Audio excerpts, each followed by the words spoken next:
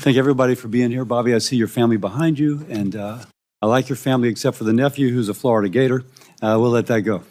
The Senate Committee on Health, Education, Labor, and Pensions will please come to order. Again, Senator Kennedy, Bobby Kennedy, thank you for appearing before the committee and for your willingness to serve our country as your family has served our country. You and I have talked at length about a variety of issues impacting Americans' health. These have been candid conversations, and I very much appreciate your willingness to engage. And there are many things you and I agree on.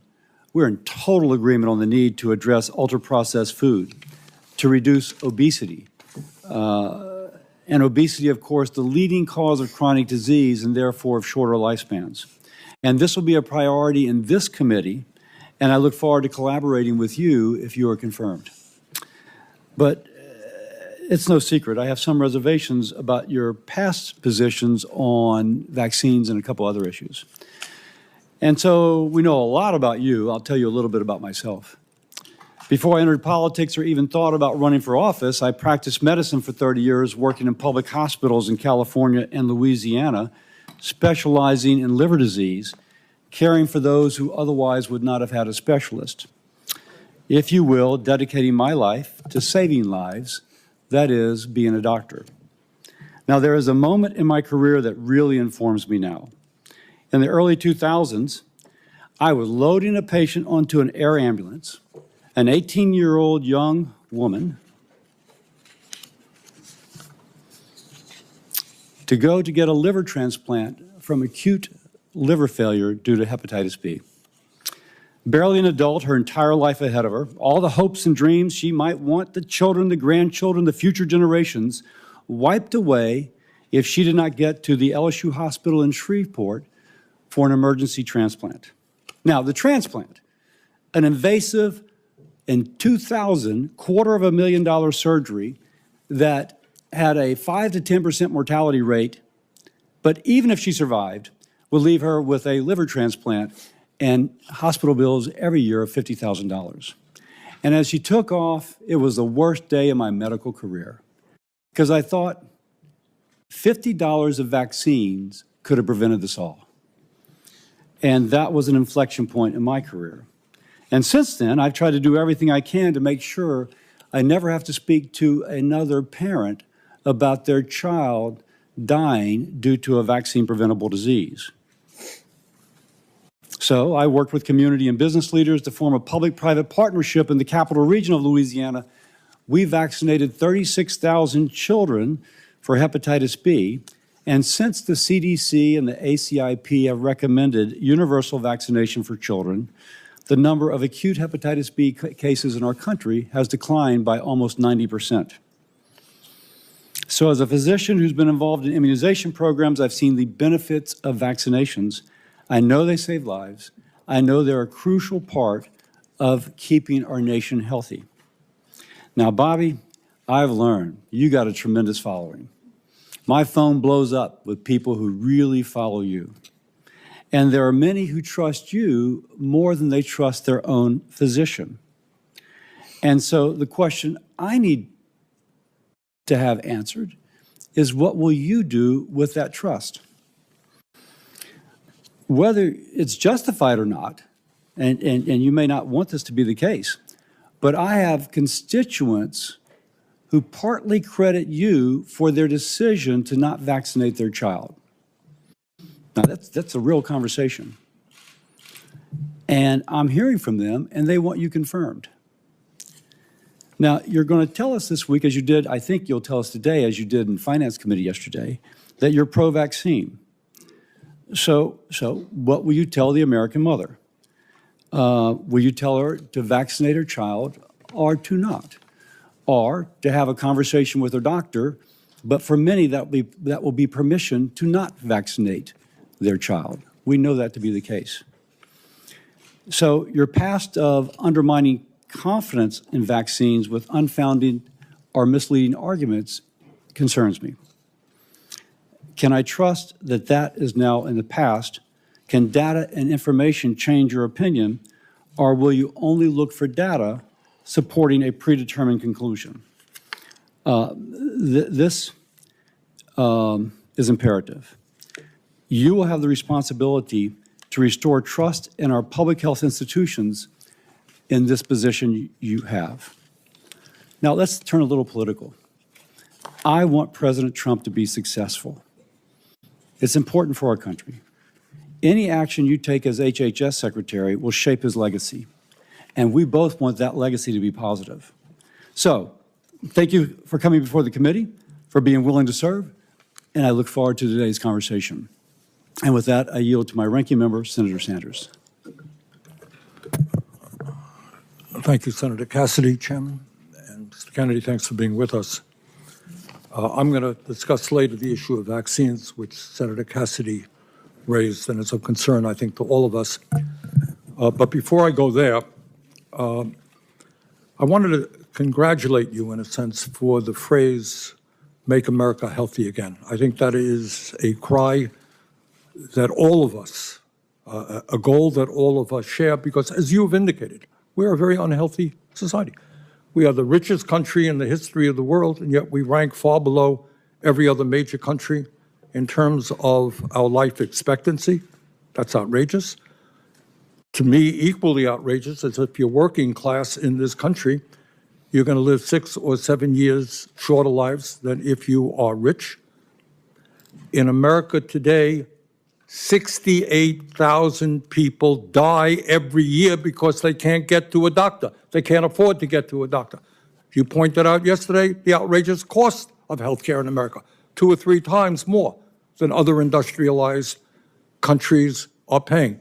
Unbelievably, in this country, hundreds of thousands of people who deal with cancer, struggling for their lives. You know what happens to them? They go bankrupt. They deplete their lives' savings. In other words, when we talk about making America healthy, you got to talk about a broken, corrupt healthcare system. Your uncle, President Kennedy, your father, Bobby Kennedy, great senator from New York, your uncle sat right now where Senator Kennedy is, Senator Cassidy is sitting, chairman of this committee. All of them did what I think is the right thing. They said healthcare is a human right. They looked all over the world. They saw every other major country guaranteeing healthcare to all people, whether they're rich or poor, young or old. So I'm not quite sure how we can move to making America healthy again unless we have the guts to take on the insurance companies and the drug companies and guarantee healthcare to all people. I'll be asking you a question about that. Lowering the cost of prescription drugs. How do you make America healthy again if 1 out of 4 people in this country cannot afford the price of prescription drugs, which is far higher in America than any other country on earth? Under President Biden, we made some progress, and this committee played an active role in having Medicare begin for the first time negotiating the price of drugs that we are paying. And I'm going to ask you whether or not you will demand that President Trump follow what we accomplished here. We are the only major country on earth not to guarantee paid family and medical leave. Mr. Kennedy, there are women today who are having babies, then they got to go back to work in a week or 2 because they have no guaranteed paid family and medical leave. How do you have a healthy country when women are forced to go back to work, when women and men get fired because they stay home taking care of their sick kids? That's not making America healthy again. And I would go a little bit beyond the jurisdiction of Health and Human Services, but I think it's important.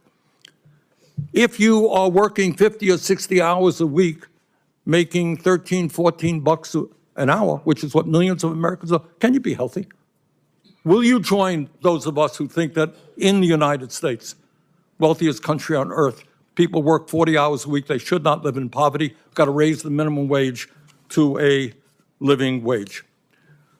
And lastly, and we discussed this very briefly, President Trump believes that climate change is a hoax.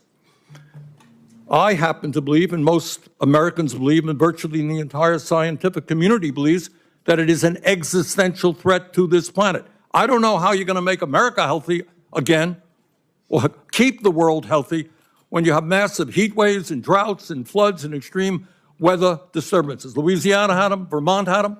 That's not keeping America healthy. That's not within the jurisdiction of HHS. But I surely hope that you will, if you are confirmed, demand that President Trump change his position and work with those of us who are trying to transform our energy system and, in fact, keep America healthy by addressing the crisis of climate change. Thank you, Mr. Chairman. Thank you, Senator Sanders. And now I'd like to welcome our nominee, Mr. Robert F. Kennedy, Jr. Mr. Kennedy has a long career as an attorney and advocate for various health and environmental concerns. He has championed a range of issues like healthy foods and efforts to fight chronic disease, while calling for greater transparency and accountability in our public health infrastructure. Mr. Kennedy has an important opportunity to reform the department and to restore trust in our federal health agencies. I look forward to hearing more about his policy priorities and his plans to advance President Trump's agenda to make America healthy again. I thank you for joining us today, and I'll now turn over to Mr. Kennedy to introduce himself. Is your microphone on? Is your microphone on? Thank you, Chairman Cassidy. Thank you, Senator Sanders. Ranking members and Ranking Member Senator Sanders and other members of this distinguished committee, Cheryl and I were heartbroken last night to learn of the tragic accident that took so many of our fellow Americans, including our service members. We are in an apartment where we were able to see the rescue operations from our window. Senator Marshall, please know that I will continue. There you are. I'll continue to pray for you as I texted you last night. For those who were lost, who called your state home, as well as Senators Kaine and also Brooks. We appreciate the first responders and local officials who are working so hard. May God continue to be with us all who are impacted and those who continue to help with the recovery. I'm humbled to be sitting here today as President Trump's nominee to oversee the U.S. Department of Health and Human Services. I want to thank President Trump for entrusting me to deliver on his promise to make America healthy again. I'm grateful to have my family here once more with me. I want to introduce my wife, Cheryl, my daughter, Kik, my son, Bobby, my daughter-in-law, Amaryllis, and my nephew, Jackson Hines. I want to thank them as well as the many members of my large extended family for the love they have so generously shared. I want to particularly thank you, Mr. Chairman, for the time you've spent with me and the times we've talked in person and by phone. I greatly admire your passion for public health and your commitment to science. And this committee is blessed to have a medical doctor at the helm and two other medical doctors, Dr. Marshall and Dr. Rand, on the committee. I explained yesterday to the Finance Committee that my journey into the issue of health began with my career as an environmental lawyer, working with hunters and fishermen and mothers in the communities and small towns along the Hudson River. I learned that human health and environmental health are intertwined and inseparable. The same chemicals that kill fish also sicken human beings. Today, Americans' overall health is in grievous condition. Over 70% of adults and a third of children are overweight or obese. Diabetes is 10 times more prevalent than in 1960. Cancer among young people is rising by 1 or 2% per year. Autoimmune diseases, neurodevelopmental disorders, asthma, Alzheimer's, ADHD, depression, addiction, and a host of other physical and mental health conditions are all on the rise. The United States has worse health than any other developed nation. Yet we spend more on health care, sometimes double, sometimes triple, as other comparable nations. Last year, we spent $4.8 trillion, not counting the indirect costs from missed work. That's almost a fifth of GDP. It is tantamount to a 20% tax on the entire economy. No wonder America has trouble competing with countries pay a third of what we do for their health care and yet have a healthier workforce. But I don't want to make this too much about money. It's the human tragedy that moves us to care. President Trump has promised to resurrect America's global strength and our leadership and to restore the American dream. And he understands that we can't be a strong nation unless we're first a healthy people. A healthy person has 1,000 dreams. A sick person has only one. Today, over half our countrymen and women are chronically ill and have only one dream. When I met with President Trump last summer, I discovered that he has more than just a concern for this tragic situation, but genuine care. President Trump has committed to restoring the American dream, and 77 million Americans delivered a mandate to do just that, due in part to his embrace and elevation of the Make America Healthy Again movement. That movement, led largely by Maha moms from every state, many of whom have traveled to be here yesterday and today. Senators, this is one of the most powerful and transcendent movements I've ever seen. The nation is ready for change and recognizes that this is a unique inflection moment. I've promised President Trump that if confirmed, I will do everything in my power to put the health of America back on track. And I've been greatly heartened to discover a deep level of care among members of this committee, both Democrats and Republicans. I came away from our conversations hopeful that we can put aside our divisions for the sake of a healthy America. For a long time, the nation has been locked in a divisive healthcare debate about who pays. Well, when healthcare costs reach 20% of GDP, there are no good options, only bad ones. Shifting the burden around between government and industry and corporations is like changing deck chairs on the Titanic. Our country will sink beneath a sea of desperation and debt if we don't change course and ask the fundamental question, why are healthcare costs so high in the first place? The obvious answer to that question is chronic disease. The CDC says over 90% of healthcare spending goes toward managing chronic disease, which hits lower-income Americans the hardest. The president's pledge is not to make some Americans healthy again, but to make all Americans healthy again. There is no single culprit for chronic disease. Much as I've criticized certain industries and agencies, President Trump and I know that most of the scientists and experts genuinely care about American health. Therefore, we will bring together all stakeholders in pursuit of this unifying goal. Before I conclude, I want to make sure this committee is clear about a few things. News reports and many in the hearing yesterday have claimed that I'm anti-vaccine and anti-industry. Well, I'm neither. I'm pro-safety. I'm pro-good science. I worked for 40 years to raise awareness about mercury and other toxics in fish, and nobody called me anti-fish.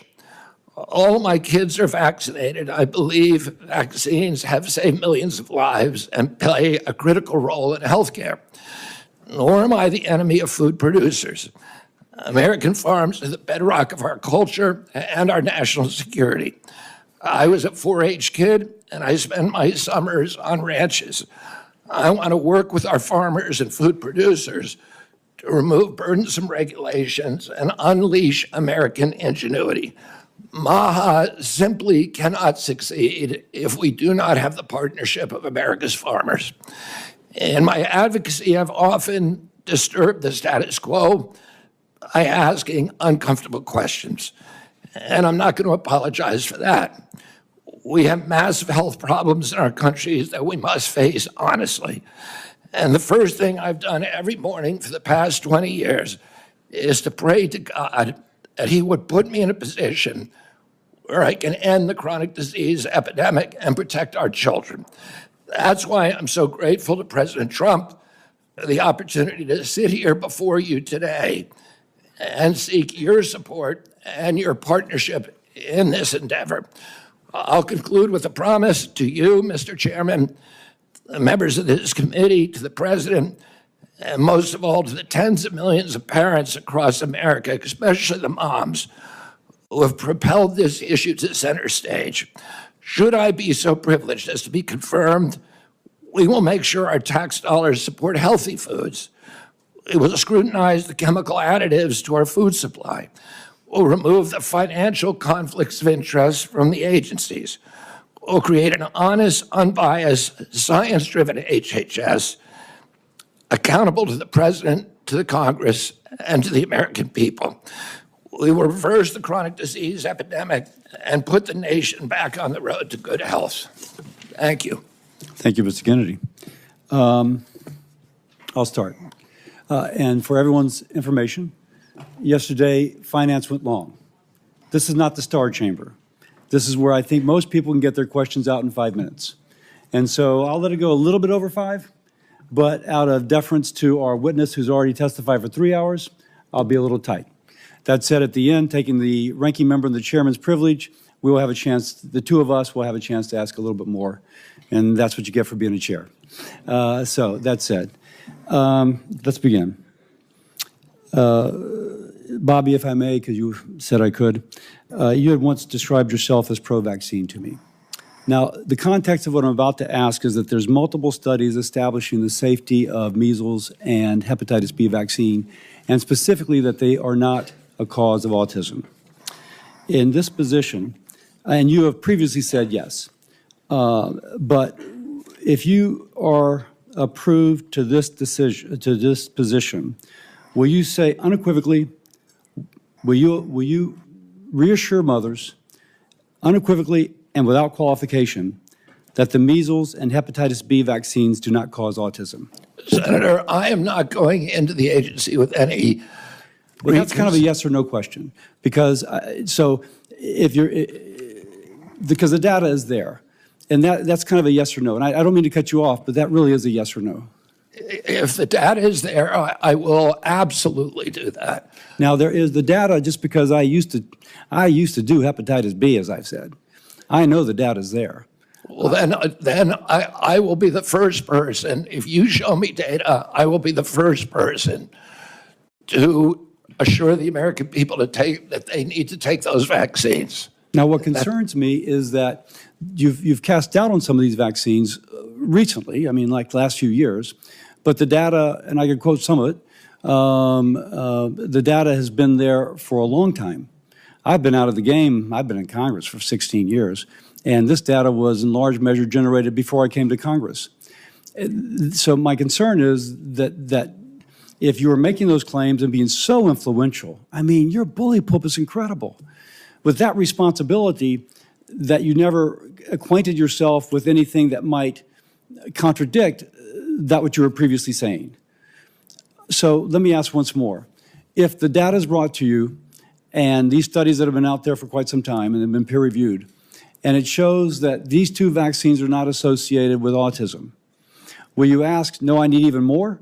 Or will you say, no, I see this, it's stood the test of time, and I unequivocally and without qualification say that this does not cause autism? Not only will I do that, but I will apologize for any statements that misled people otherwise. Thank you. Next. And I just want to pledge to you that I will never stick on a point if somebody shows me data that says I'm wrong. I know that's an interpretation people have, but it's absolutely wrong. I am science-driven and evidence-driven. I think the concern is how persuadable people are. But let me go on because I have limited time. I'm going to hold myself to the same 5 minutes. Yesterday, Senator Bennett in Finance asked you if you had once previously made statements that Lyme disease was created as a military bioweapon, and you said you may have said that once. Do you still believe that Lyme disease was created as a military bioweapon? I've never believed that, Senator. What I said is that that we should always follow the evidence. There were 3 books suggesting that. I have not read them through. What I've said is we should always follow evidence, no matter what it says. So I never have said that definitively Lyme disease was created in a biolab. Okay. Next, again, this will be kind of a yes or no. Do you commit that you will revise any CDC recommendations only based on peer review, consensus-based, widely accepted science. In other words, not personal beliefs or the beliefs of any single person that you or your department may identify. Absolutely, Senator. I am not going to go into HHS and impose my preordained opinions on anybody at HHS.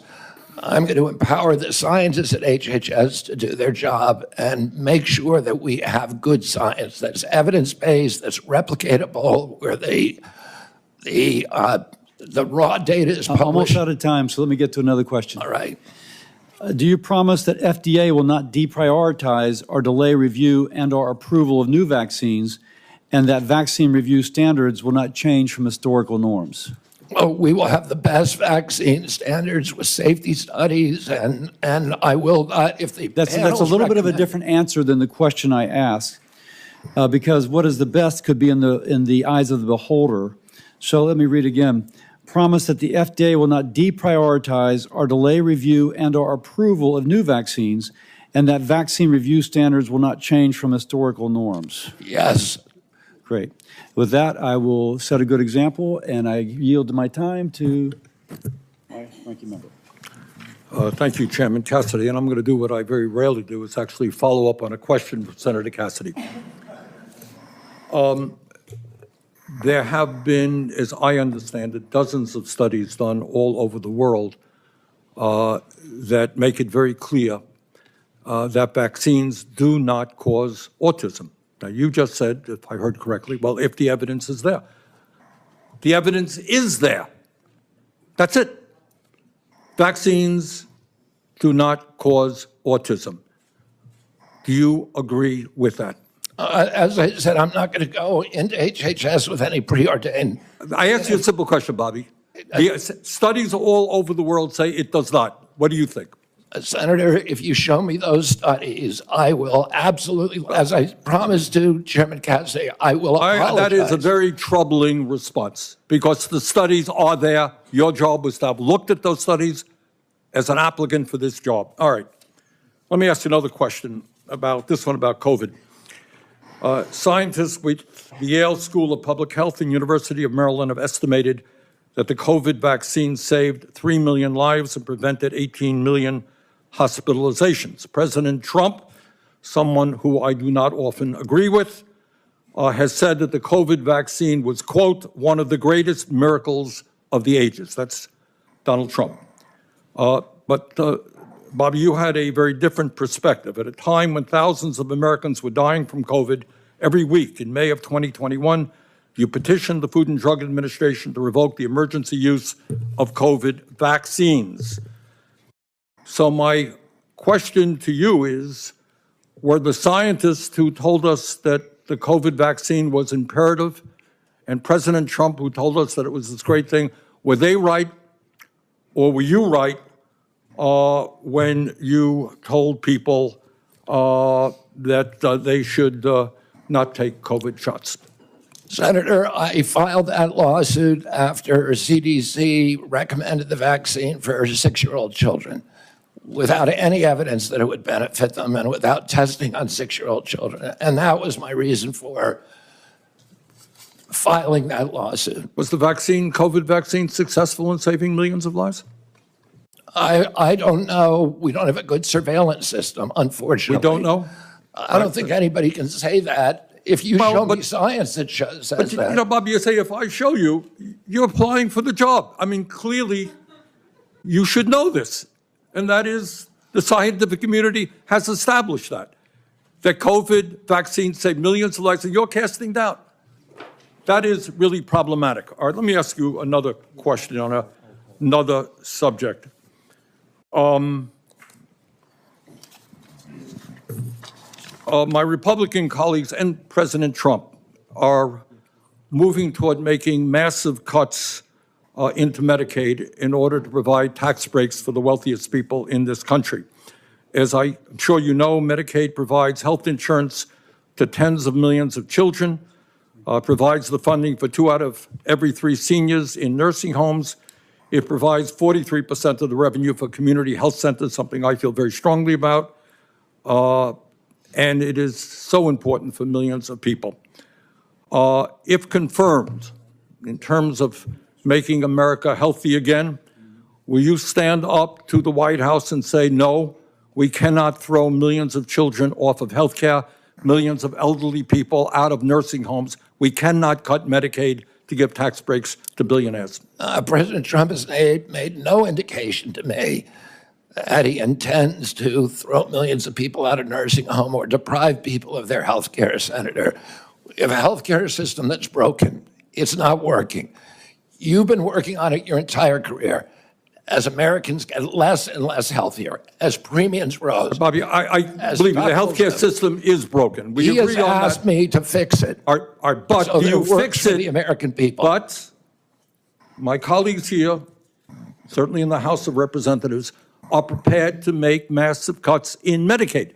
Now, I happen to believe in a Medicare for all system that guarantees health care to all people. Not what we're talking about. But in fact, there is serious discussion of massive cuts to Medicaid, which will have devastating harm on children, people in nursing homes. All I am asking you, if that proposal goes through, will you say, hey, you're not keeping America healthy by throwing children off of health care? Senator, I haven't seen any of the congressional proposals. I can only tell you what President Trump has told me, which is that he wants me to make Medicaid, Medicare, and Obamacare better. Well, if you haven't seen those proposals, I suggest you go to any newspaper. They're there. Thank you, Mr. Chairman. Senator Paul.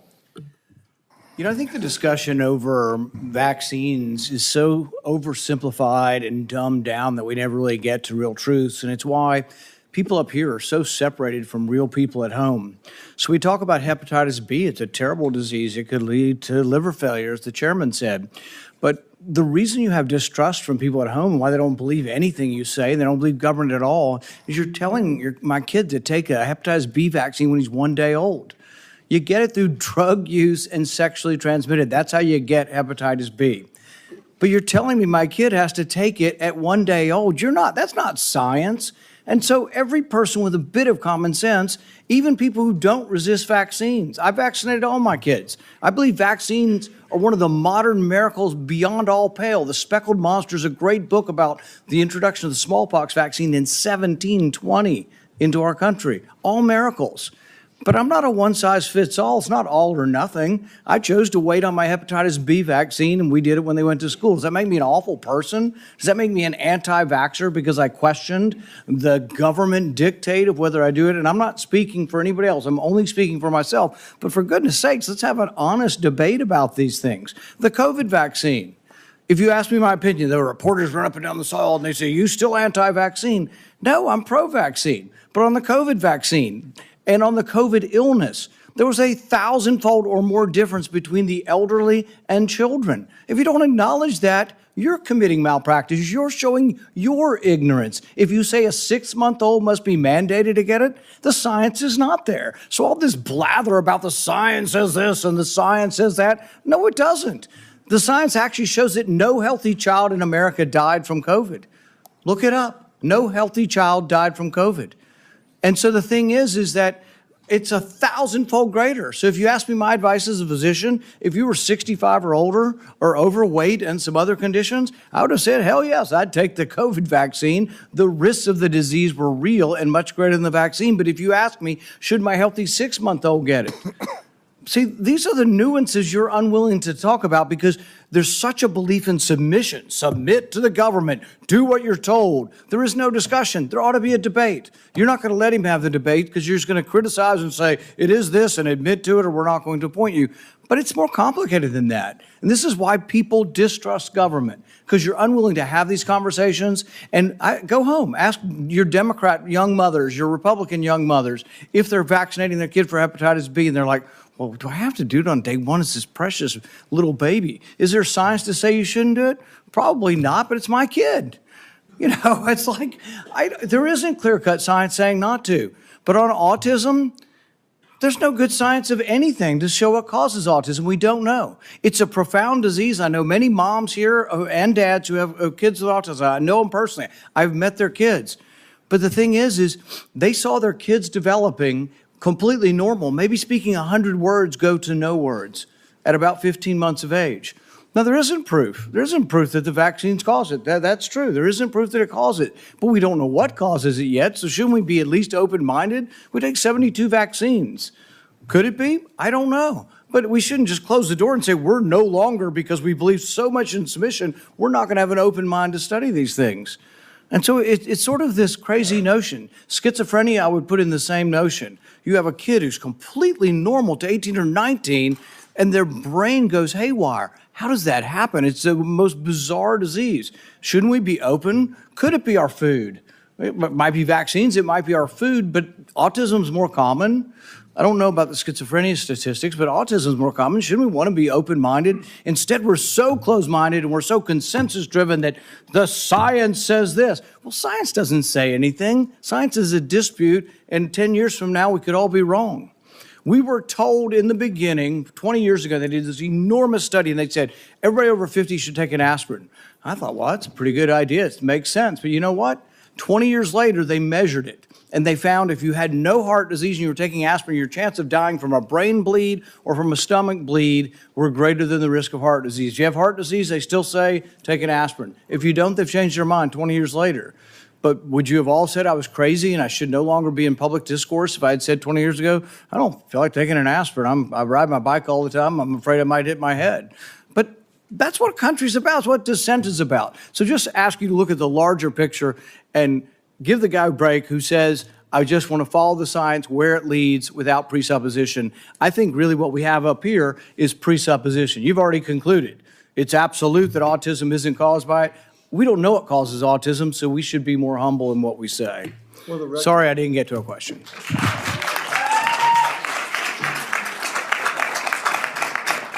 For the record, if a child is born to a hepatitis B mother, that child may have a 95% chance of becoming a chronic carrier. But if And we vaccinate those people, and nobody's against that. But if the child- that's a very small percentage and I a just red may herring. finish. That is not what we're talking about. 99.9% of kids don't have a hepatitis B, Mom. And could they wait a while? Could they get vaccinated 3 months or a year? Yes. So again, for the record, if the mother's hepatitis B status is known, then that can be delayed. The problem is oftentimes, or at least a significant percentage of the time, the mother's status is not known. If she's hepatitis B positive, a vaccine on day one of life prevents chronic hepatitis B 95% of the time. So it really depends upon the knowledge of the mother's hepatitis B status. And when they used to do just, okay, we know the mother's status or not, there was mothers that snuck through. Their status was unknown. We can blame the OBs, yeah, Marshall. But for the record, there is an absolute rationale for that. But you're right. If the mother's status is definitively known, that it can be safely delayed. So now, Senator Murray. Thank you, Mr. Chairman. HHS has really broad and critical responsibilities to protect and preserve healthcare and social services, from women's health to childcare to biomedical research. That's just a few. In light of last night's tragedy, I do want to express my thoughts and prayers. But it is, I think, a painful reminder to all of us that we need competent people running our federal agencies to respond when a crisis strikes. Mr. Kennedy, let me start by talking about vaccines. I think we all agree that cancer is particularly nefarious chronic disease.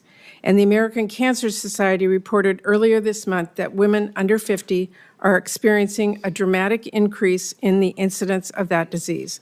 Fortunately, there is clear data showing that the HPV vaccine has saved lives and cut cervical cancer rates dramatically. You have called the HPV vaccine, quote, dangerous and effective, and said it actually increases the risk of cervical cancer. Do you stand by those statements, yes or no? The HPV vaccine, I brought litigation. I represented. Yes or no? I represented. Stand by your statements. Let me answer. I'm trying to, Senator. yes or no. It's a simple yes or no. I Stand by your previous statements. litigated on that issue. I represented hundreds of young girls who felt that they were injured by the vaccine. That trial is happening right now in Los Angeles. Well, let me And ask those questions will be answered by a jury in that trial. You said that no loving parents would allow their daughter to receive that vaccine. If confirmed as HHS Secretary, would you recommend that parents get their children vaccinated against HEV? I recommend that children follow the CDC schedule. And I will support the CDC schedule when I get in there, if I'm fortunate enough to be confirmed. Would you recommend that parents get their children vaccinated against the measles? Yes or no? Against measles? Yes. Well, I just remind everybody that parents look to our health leaders for advice on these decisions. You would be a health leader, and for the record, I would like to put into the record his previous statements on these vaccines. I do want to ask you a question about character. I still believe character matters, and I want to let you respond to this. You were accused of sexual harassment and assault by Eliza Cooney, who was first hired as a part-time babysitter by your family. When you were confronted about this accusation, you said you were, quote, not a church boy, and that you, quote, have so many skeletons in my closet. You then texted Ms. Cooney an apology and indicated you had no memory of what she described. Mr. Kennedy, I'm asking you to respond to those accusations seriously in front of this committee. Did you make sexual advances towards Ms. Cooney without her consent? No, I did not. And that story has been debunked. But why did you apologize to her then? I apologize for something else. Well, that's not my understanding. Are there, let me just ask you. All you have to read is the text which she published. It's not for that. That is not how I've read it. Are there any other instances where you have made sexual advances towards an individual without their consent? Just yes or no? No. No. Mr. Kennedy, you said that you're going to say to NIH scientists, God bless you all, thank you for your public service. We're going to give infectious disease a break for 8 years. Excuse me? You said you just said thank you for your service to our federal employees. You want to give infectious disease a break. That's a quote. Will you support the development and distribution of vaccines for the avian flu? Yes or no? Will I, for the avian flu? Yes. My time's almost up, but having read a lot and listened to a lot, I just want to remind all my colleagues that by voting to confirm Mr. Kennedy, we would be telling our constituents he's worth listening to. That alone could get people killed before he even lifts a finger, because he does not even need the levers of power to influence people. As we saw in Samoa, all he needs is a megaphone. To affirm his views by voting to confirm him as our highest health official, we should not mince words about what that would mean. When babies die from whooping cough because parents weren't sure if the vaccine was safe, we will have to look them in the eye. When measles sweeps through school, then hospitals, nursing wards, will this be worth it? There are political realities, we all get that, but there's also right and wrong, fact and fiction. And there's also people staying healthy or dying pointlessly from diseases we can prevent because they thought Congress took its job vetting our health care secretaries seriously. Thank you, Mr. Chairman. We're going to now go out of order. We're going to go to Senator Marshall. He would like to be able to view the press conference regarding the tragedy on the plane from Wichita. Senator Marshall.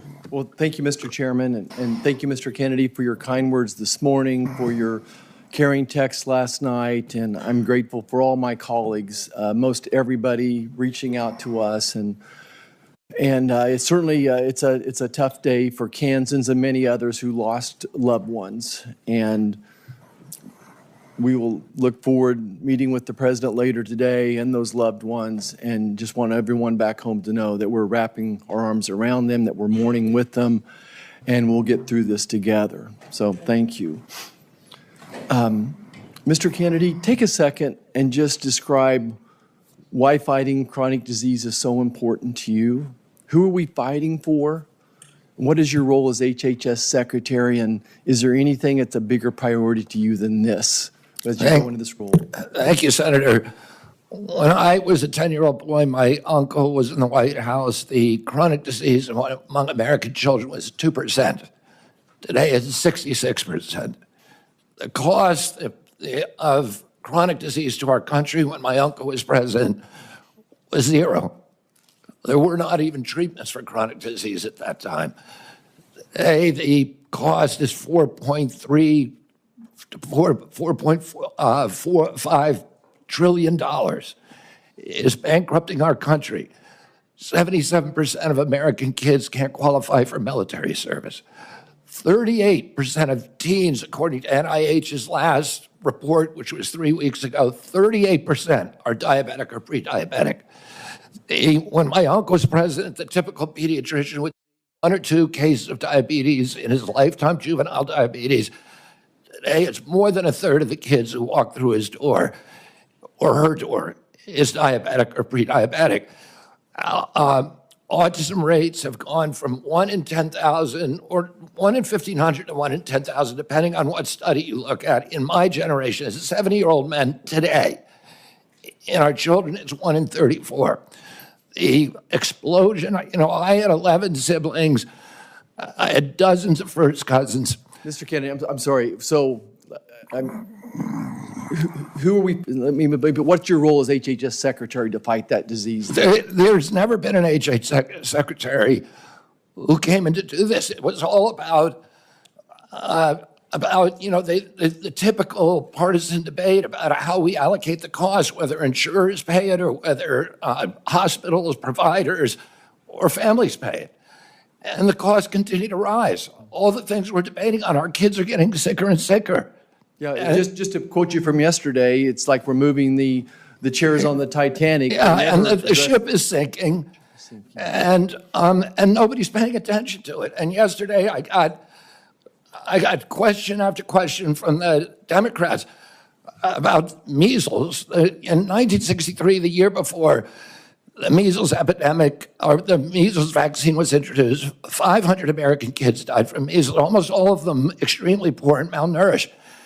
We have 252 million Americans who are suffering from chronic disease, and none of them mentioned diabetes.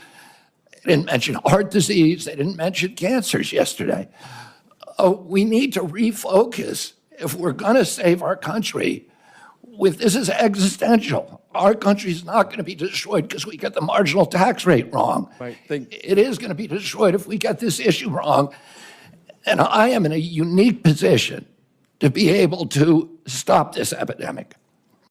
Mr. Kennedy, I want to just contribute as one of the 3 physicians on here, and even as I listen to my friends across the aisle, my conclusion is that we have to guard the physician-patient relationship and give those parents of these kids the information. All 3 of us are going to disagree on exactly who should and shouldn't get a particular vaccine.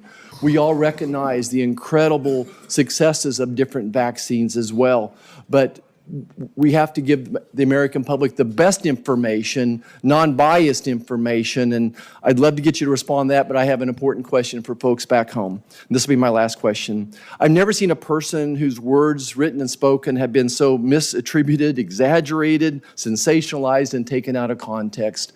Will you just speak to my farmers and ranchers back home and tell me about your, where do they fit in this role of MAHA and how we're going to work with them and just your compassion towards these farmers and ranchers? Yeah, MAHA will not succeed without the cooperation and partnership of agricultural producers, of farmers and ranchers across this country.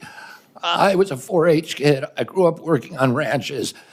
And I've worked for years representing farmers in various forms of litigation. Thomas Jefferson said that American democracy is rooted in tens of thousands of independent freeholds owned by farmers. We are losing farmers today, and we can't afford to lose a single farmer. And on my watch, I do not want to lose a single farmer. We have to offer farmers an off-ramp from chemically intensive agriculture, which they don't want to do, which even the chemical industry is ready to change, so that they can grow crops that they can sell in Europe. They can grow crops. Senator Hawley told me during our meeting that 4 out of his 5 of his brother-in-laws have Parkinson's. There's illness all over the farm community, and it's undoubtedly related to the intensity of chemical pesticides. Mr. Kennedy. We need to reduce that, but I'm not going to do anything coerce the farmer. President Trump was the best president in modern American history for the American farmer. The first one to see farm prices go up. He has instructed me to take care of the farmers and make sure they're full partners. Thank you. Senator Baldwin. Thank you, Mr. Chairman. Mr. Kennedy, I've been listening to the back and forth and questions, and when people have tried to pin you down, you have said, Can you speak up, Senator Baldwin? yes, I've been listening to the back and forth, the questions, and when people tried to pin you down on a point, you said, show me the data or bring me the studies. And I want to suggest that that data is out there, and those studies are out there. And if you're going to review all the studies and the data, you're going to be doing that, if confirmed, for your first year of being secretary. When we talked, we were talking a bit about vaccines at the end of our meeting, and you said really to me that there's no post-approval safety monitoring. And that led me to believe that you're not aware of the significant and ongoing safety monitoring that occurs after years of rigorous studies showing vaccines to be safe and effective. And so I want to give you the opportunity to set the record straight here.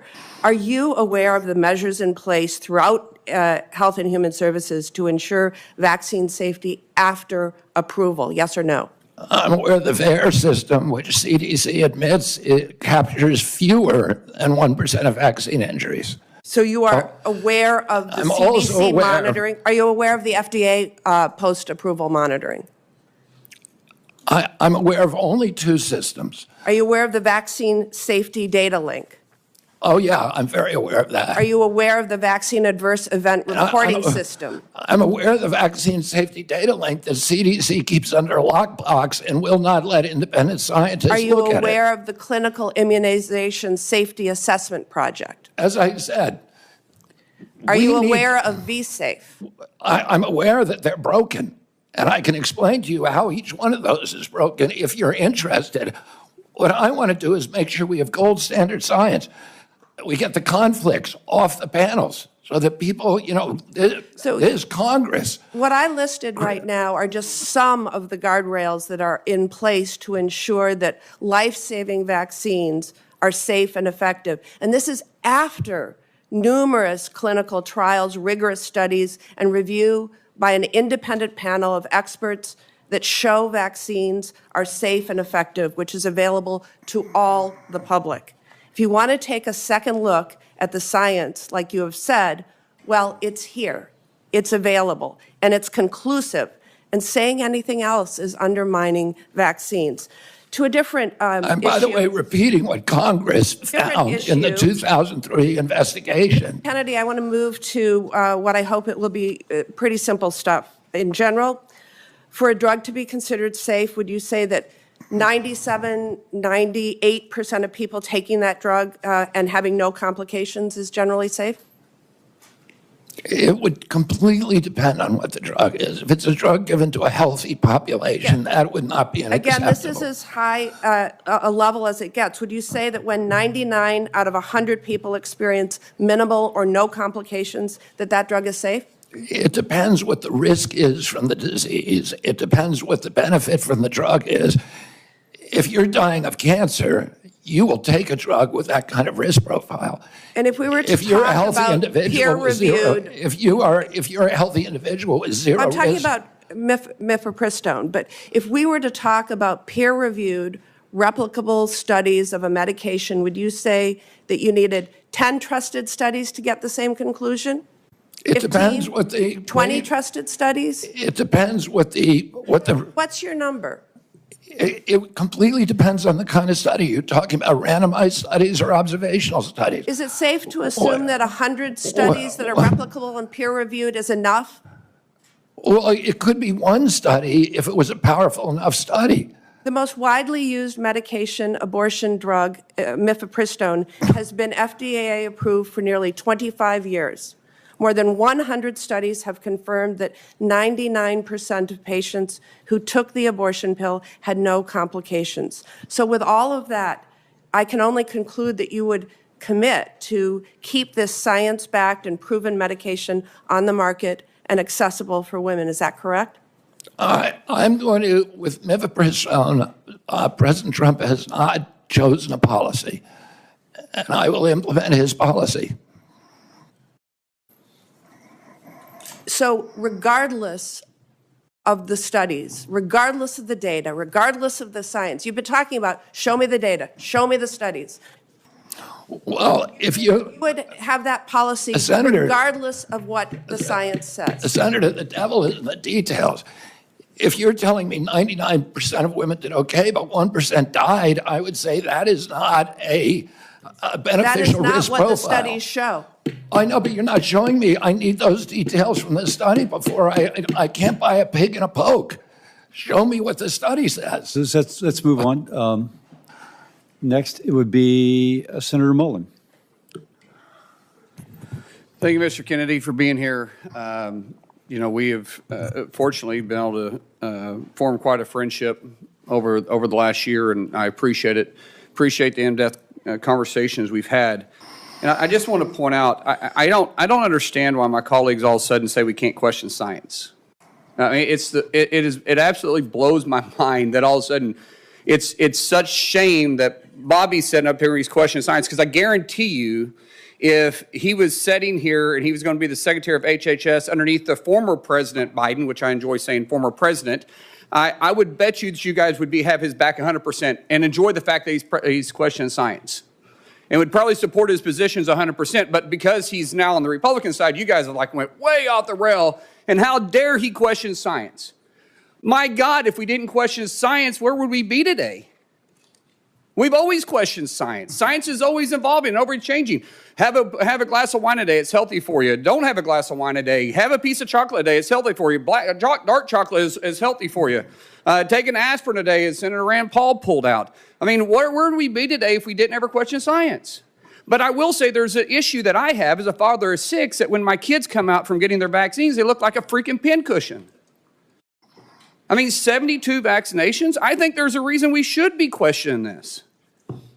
When you start looking at the rise of autism, why wouldn't we be looking at everything? Who wouldn't want to look at everything? Give me anybody in this room that doesn't know somebody that you're personally connected to that one of their children doesn't suffer from some severity of autism. Give me one. And you guys are all saying that Bobby can't question it? I don't get it, guys. I don't understand your point, other than the fact you just oppose him because he supports a president that you guys don't like now. I applaud him for going into the situation and saying, let's question something. The definition of insanity is doing the same thing, expecting different results. Is it not true that you're supposed to question science? Is anybody going to question the fact that that's not true? Bobby, share the numbers again with me about autism. Where are they at when you as a child to where they're at today as my kids are children? There weren't a lot of studies when I was a kid, but the best studies, and really the only studies out there are 2 studies. One shows a rate of about 1 in 10,000, another about 1 in 1,500. And then, there are other estimates in between. Today, it is 1 in every 36 kids, according to CDC. I want to say one other thing. Relevant to the point you just made. In 1963, my uncle awarded John F. Kennedy the highest civilian honor to Francis Kelsey. Francis Kelsey was a young scientist at NIH who came in and objected to the panel having approved thalidomide for American children. All the scientists of that day, they were doing it in Europe, all the scientists of that day and the scientific panels that work for the agency approved, green-lighted thalidomide. She stood up and screamed and fought and risked her job and risked her reputation, and she blocked it in our country. 3 years later, everybody recognized that she was a hero and a savior of our children, because we were not getting the kind of terrible, diabolical deformities as they were experiencing in Europe. My uncle gave her the highest civilian honor because she questioned science and was courageous enough to stand up and say, I don't care what happens to me, this cannot happen. And irony is that she was a Democrat at that time and she questioned science. But now all of a sudden, because you're working for Republicans, you're not allowed to question science. Let's go back to this and say let's just use the number of 1 in 10,000 at your age. Now, we're a little bit different in age. I'm not going to say how old you are, but you look great for your age. I will say that 1 in 36, that's not a pandemic, then what is? 1 in 36, and it used to be 1 in 10,000 have autism now? Can any of you guys with a straight face say that we shouldn't look at every aspect to what we're putting in our kids, be it from the food to the vaccines?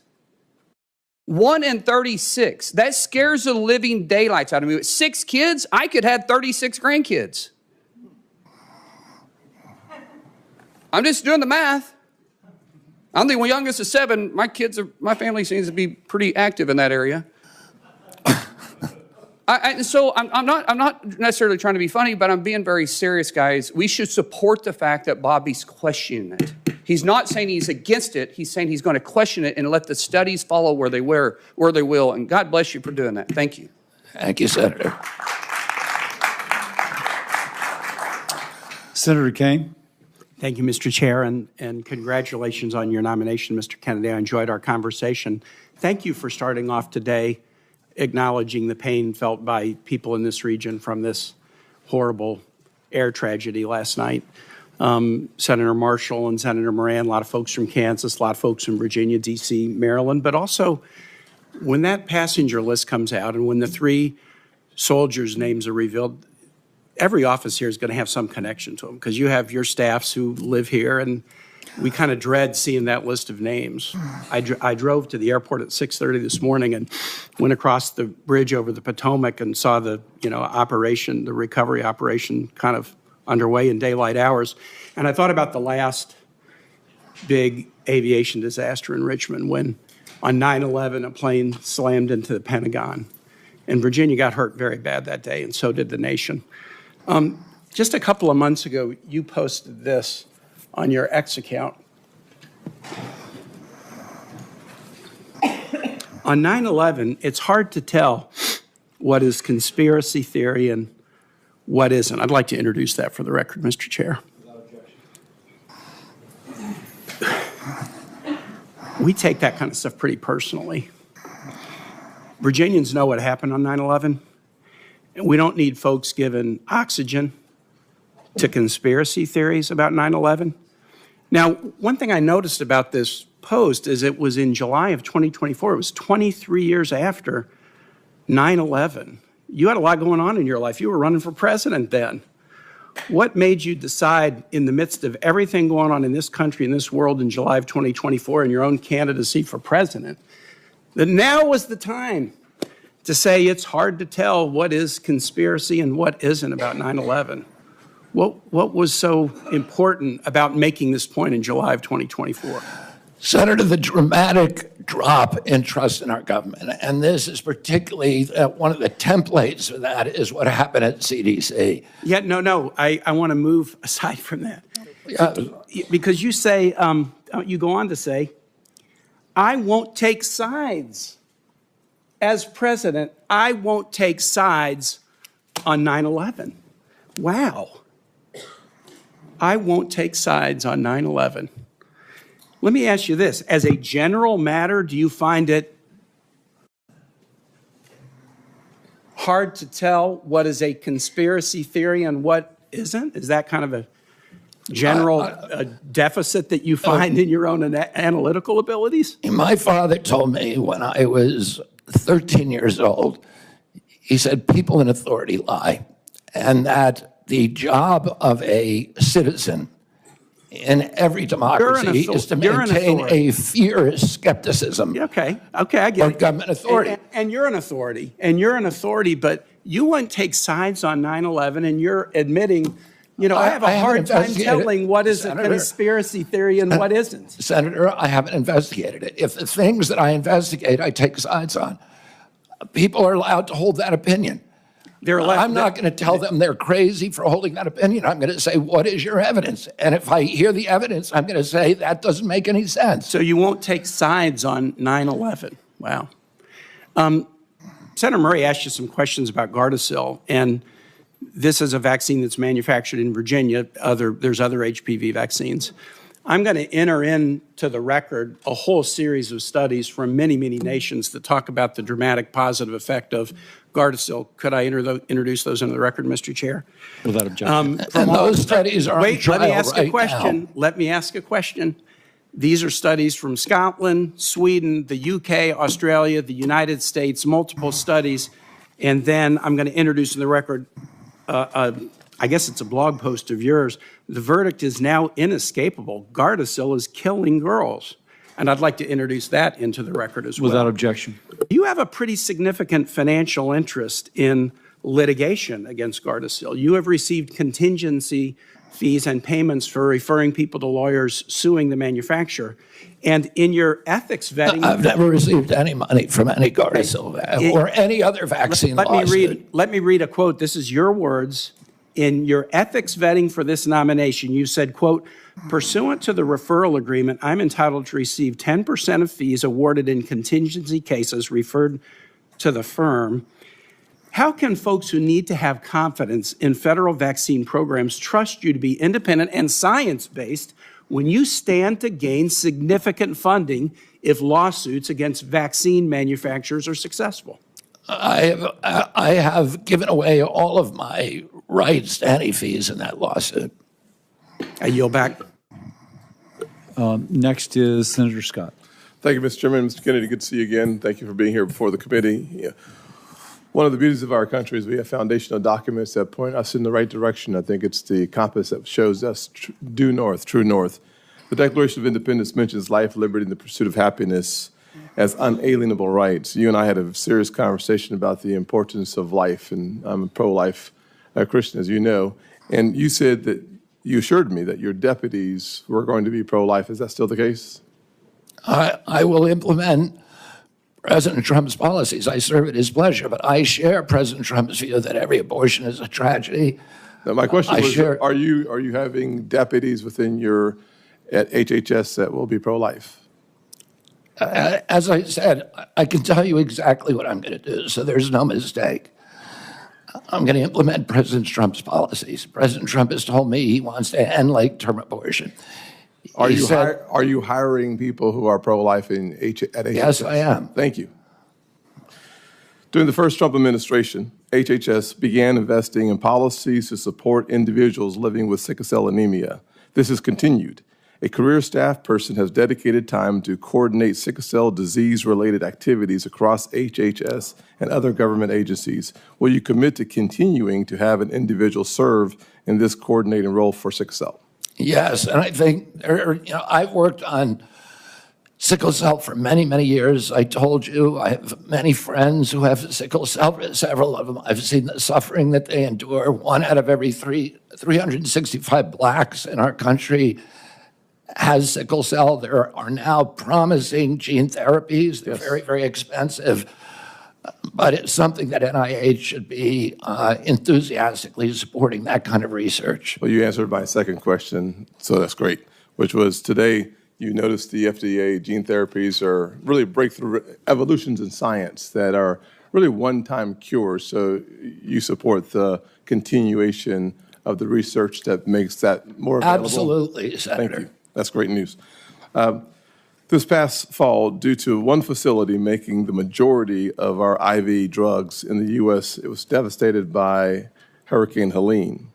Hospitals and healthcare facilities across the country faced IV shortages.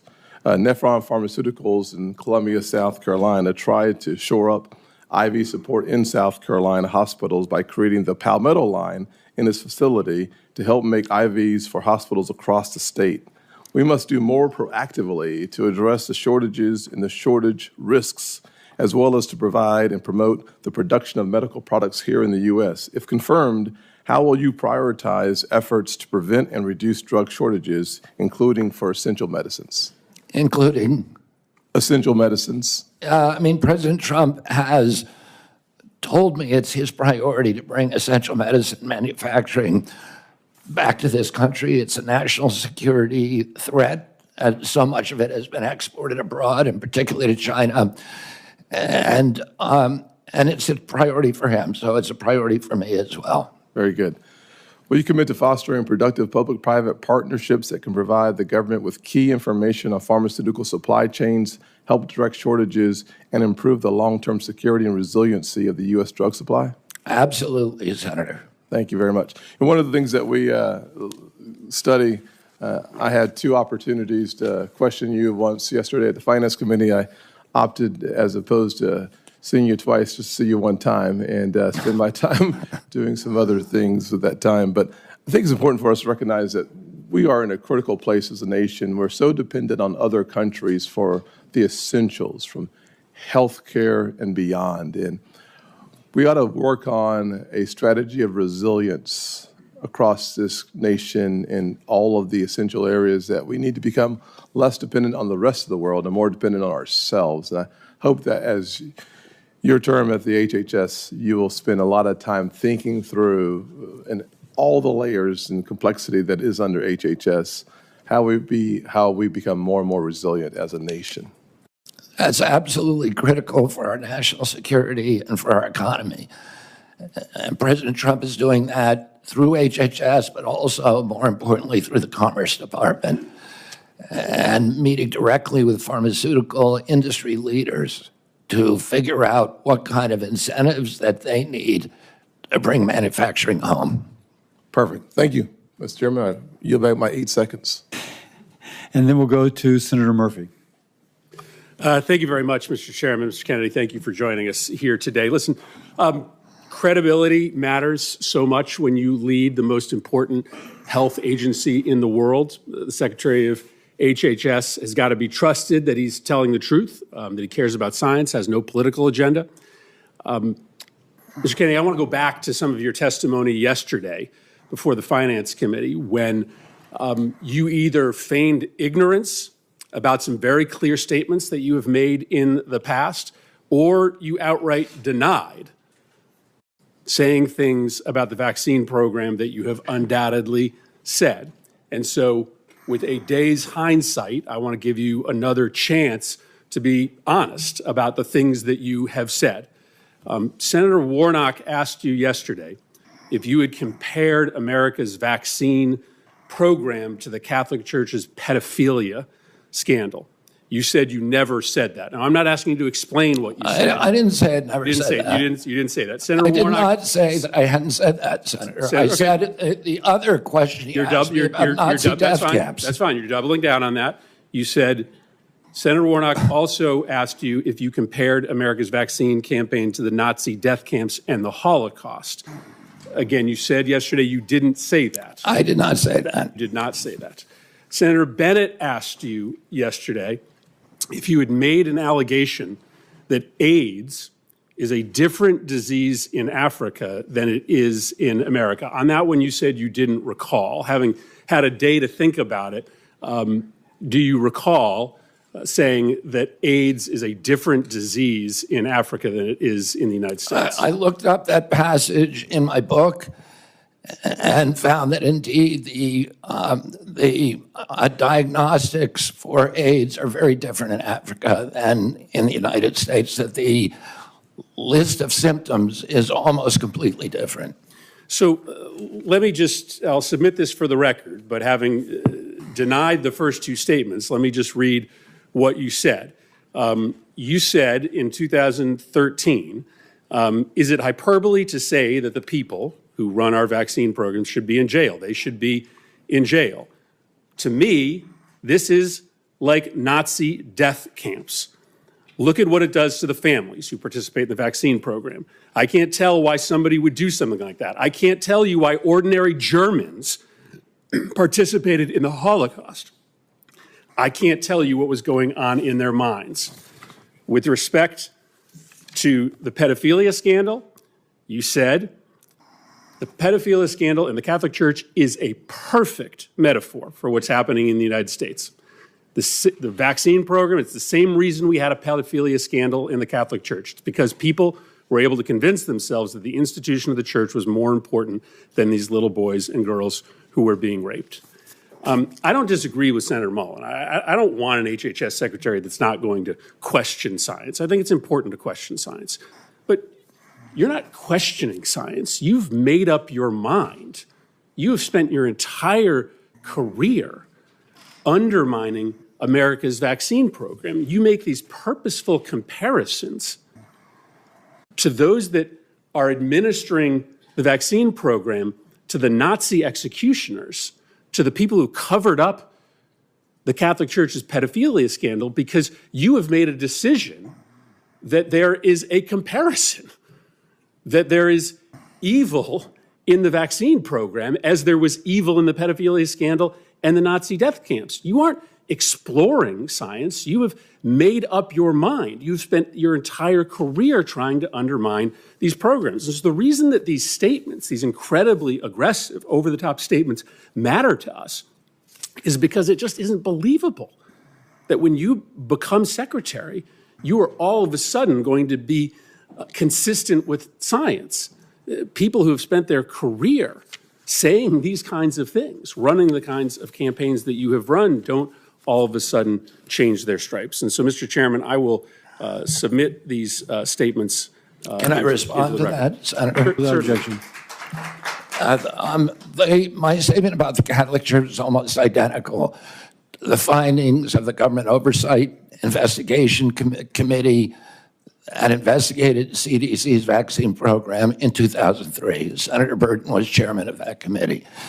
And he said that that certain individuals in that program had written off a generation of kids because of, quote, misplaced institutional loyalty to the CDC and because of entanglements with the drug company. Let me finish. Let me finish what I'm saying. You made some grave accusations. Pedophilia to the administration of vaccines? No, it wasn't pedophilia. It was a perfect metaphor. Well, if you have 1 in 36 kids who has neurological injuries, and if that is, linked, that's something that we should study. Is it a perfect metaphor? It's not a perfect metaphor, but there's no metaphor that's perfect. But I am pro-vaccine. I am going to support the vaccine program. I want kids to be healthy.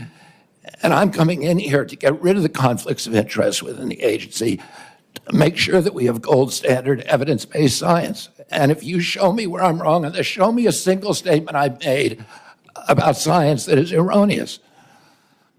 Thank you. Senator Hawley. Thank you very much, Mr. Chairman. Mr. Kennedy, welcome. I enjoyed our conversation last month in our office. And thank you for remembering, as you did again today, my uncles who we talked about, Morris and Lauren and Jean, who all have recently passed away from Parkinson's, grew up in a farm family. That was kind of you to remember them. So thank you for that. Let me start by asking you a question about children and the safety of children. President Biden's administration, his HHS, issued a rule, so it's binding, requiring that every doctor in America, including pediatricians who receive any kind of federal funding, so that's anybody who takes ACA funding, anybody who takes CHIP funding, this is almost every health provider in America, requiring them to conduct gender transition and gender so-called affirming procedures. So that means hormones, that means puberty blockers, that means surgeries in some cases. They imposed that rule on doctors across the country. This has been litigated, and it has been actually stopped by a couple of courts who found that it was way outside of HHS's jurisdiction. My question to you is, will you rescind this rule that imposes this radical policy, and talk about being anti-science, this radical policy on just about every pediatrician in the United States of America? Yes, I will. And by the way, that rule is anti-science. The most thorough meta-review on gender-affirming care has come out in the Cass report, which reports really catastrophic impacts on children. And that is science. It's a meta-review of all the existing scientific studies. But, even more just from a common sense, if you're a patient, do you really want somebody performing surgery on you who is morally opposed to that surgery? It doesn't make any sense. We need to embrace diversity in this country. Are people who believe that's important? I respect them. We should hear them out. We should debate. We should have a congenial conversation. There are also people who believe that it is an atrocity. And they need to be listened to too. And we need to embrace diversity and make room for diversity in this country. and not force people to do things that are against their conscience. And let me just point out that on this rule, what's particularly pernicious about it is we're talking about gender transition surgeries, gender transition care on minor children. This rule purported to preempt all state law. So in states like mine and many others, where the voters have said, we don't want gender transition procedures performed on minors, the Biden administration attempted to use federal money and force pediatricians to do it anyway. So I'm glad to hear you say you'll rescind that rule. I think that's terrific for the safety of children. And Senator, I would add that we don't let children drink. We don't let them drive an automobile because they have bad judgment. They are flooded with hormones. Their brains are still in formation. Their sexuality is still in formation. To allow them to make judgments about that are going to have life-changing, forever implications for the rest of their life at that age is unconscionable, particularly in light of the Cass report. I'm glad to hear you say that. Let me ask you a question about NIH research, if I may. I know this is something that you care a lot about. Under the first Trump presidency. And I do want to add that people who have gender differences should be respected. They should be loved. And loving them does not sometimes love means saying no to people. Let me, on NIH, under the first Trump presidency, HHS stopped new NIH research that involved human fetal tissue from elective abortions. Now, you were asked about this sort of tangentially yesterday by Senator Cantwell, and I want to get your quote right. You said to her correctly, you said stem cell research today can be done on umbilical cords and you don't need any fetal tissue, which is correct. My question to you is, will you reinstate President Trump's policy that ensures that no federal research and no federal tax dollars is conducted on fetal tissue taken from elective abortions? Yes. Fantastic. Let me ask you just about Title X. You were asked about this yesterday too, and I think I understand your answer. I just want to be sure I've got it crystal clear. Title X, which prohibits the funding of the use of federal taxpayer funding for abortions or to flow to entities like Planned Parenthood that perform abortions or refer people to abortions. You were asked yesterday if you would support President Trump's rule that says no Title X funding for those who perform abortions or refer people to abortions. I think your answer was yes, you would reinstate that rule. I just want to be sure I'm right about that. Yes. Fantastic. Last point that I have for you. On mifepristone, the chemical abortion drug, you said yesterday that you would study its safety. I think that's good. I want to make an additional point here just about how the Biden administration changed the rules on mifepristone that I hope that you'll take into consideration, because you pointed out, I'm almost done, Mr. Chairman, you pointed out that we need to honor the wishes of voters and states and their right to set life policy. I just point out that the Biden administration's rule on mifepristone, which they did after the Dobbs decision, means that in any state, including ones like mine, where voters or state legislators say we don't want abortion performed after a certain point, if the Biden administration rule on chemical abortion stands and you can mail in these abortion drugs without a doctor visit or referral, that means no state ban, no state decision, no voter decision is going to matter. We're going to have a one-size-fits-all policy set here in Washington. I hope you'll take that into consideration. I will implement President Trump's policies. Senator Hassan. Well, thank you, Mr. Chairman and Ranking Member Sanders. Good morning, Mr. Kennedy. Look, I want to just take a moment because, like a few of us on this dais, I sit on finance as well as help. And one of the things that was most disturbing to me about yesterday's hearing was the suggestion from some of my friends on the other side of the dais that our intense questioning and concerns about Mr. Kennedy were driven by partisanship. I have voted for 5 of President Trump's nominees to date in the last couple of weeks. One of them, the new Secretary of Transportation, was on the scene last night at DCA. Like all of us, I take really seriously our obligation for advice and consent.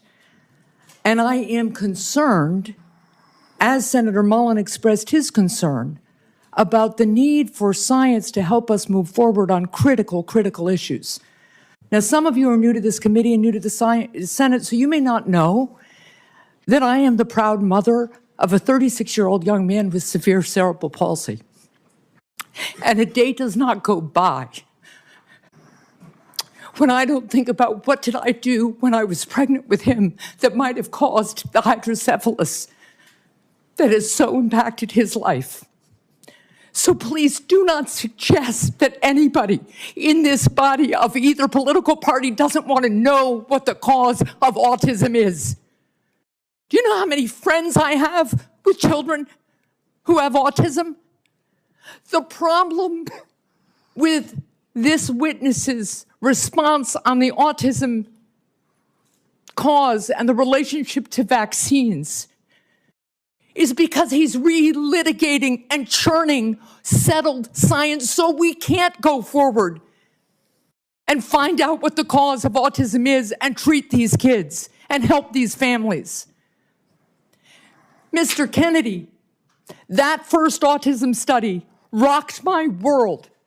And like every mother, I worried about whether, in fact, the vaccine had done something to my son. And you know what? It was a tiny study of about 12 kids. And over time, the scientific community studied and studied and studied and found that it was wrong. And the journal retracted the study because sometimes science is wrong. We make progress. We build on the work and we become more successful. And when you continue to sow doubt about settled science, it makes it impossible for us to move forward. So that's what the problem is here. It's the relitigating and rehashing and continuing to sow doubt so we can't move forward, and it freezes us in place. Now let me move on to my other concerns from yesterday's hearing. During yesterday's hearing, you really showed a lack of knowledge about Medicare and Medicaid. So what is Medicare Part A? Medicare Part A pays mainly for primary care or physicians, and then Medicare. No, so it is about, Medicare Part A is seniors coverage for inpatient hospital care. What's Medicare Part B? For physicians and doctors. Medicare Part D That is coverage for outpatient care and home health. So what is Medicare Part C? Medicare Part C is a program where it's the full menu of all the services, A, B, C, and D for Medicare. It is Medicare Advantage, which it's the private insurance option for seniors on Medicare. So, Mr. Kennedy, you want us to confirm you to be in charge of Medicare, but it appears that you don't know the basics of this program. So let's turn to Medicaid. The basics. No, I had to correct you on several things. Oh, you let's just turn added to Medicaid. Yesterday, Senator, you didn't said correct me. I didn't get it wrong. Mr. Kennedy, my time is limited, and I hope the chair will give me Is a this couple of more question, minutes. Senator? Yes, Medicaid. All right, because you're let's giving me turn very to little Medicaid. time to answer one. Let's turn to Medicaid. Medicaid, you said yesterday to Senator Cassidy, Medicaid is fully paid for by the federal government, and it's not fee for service.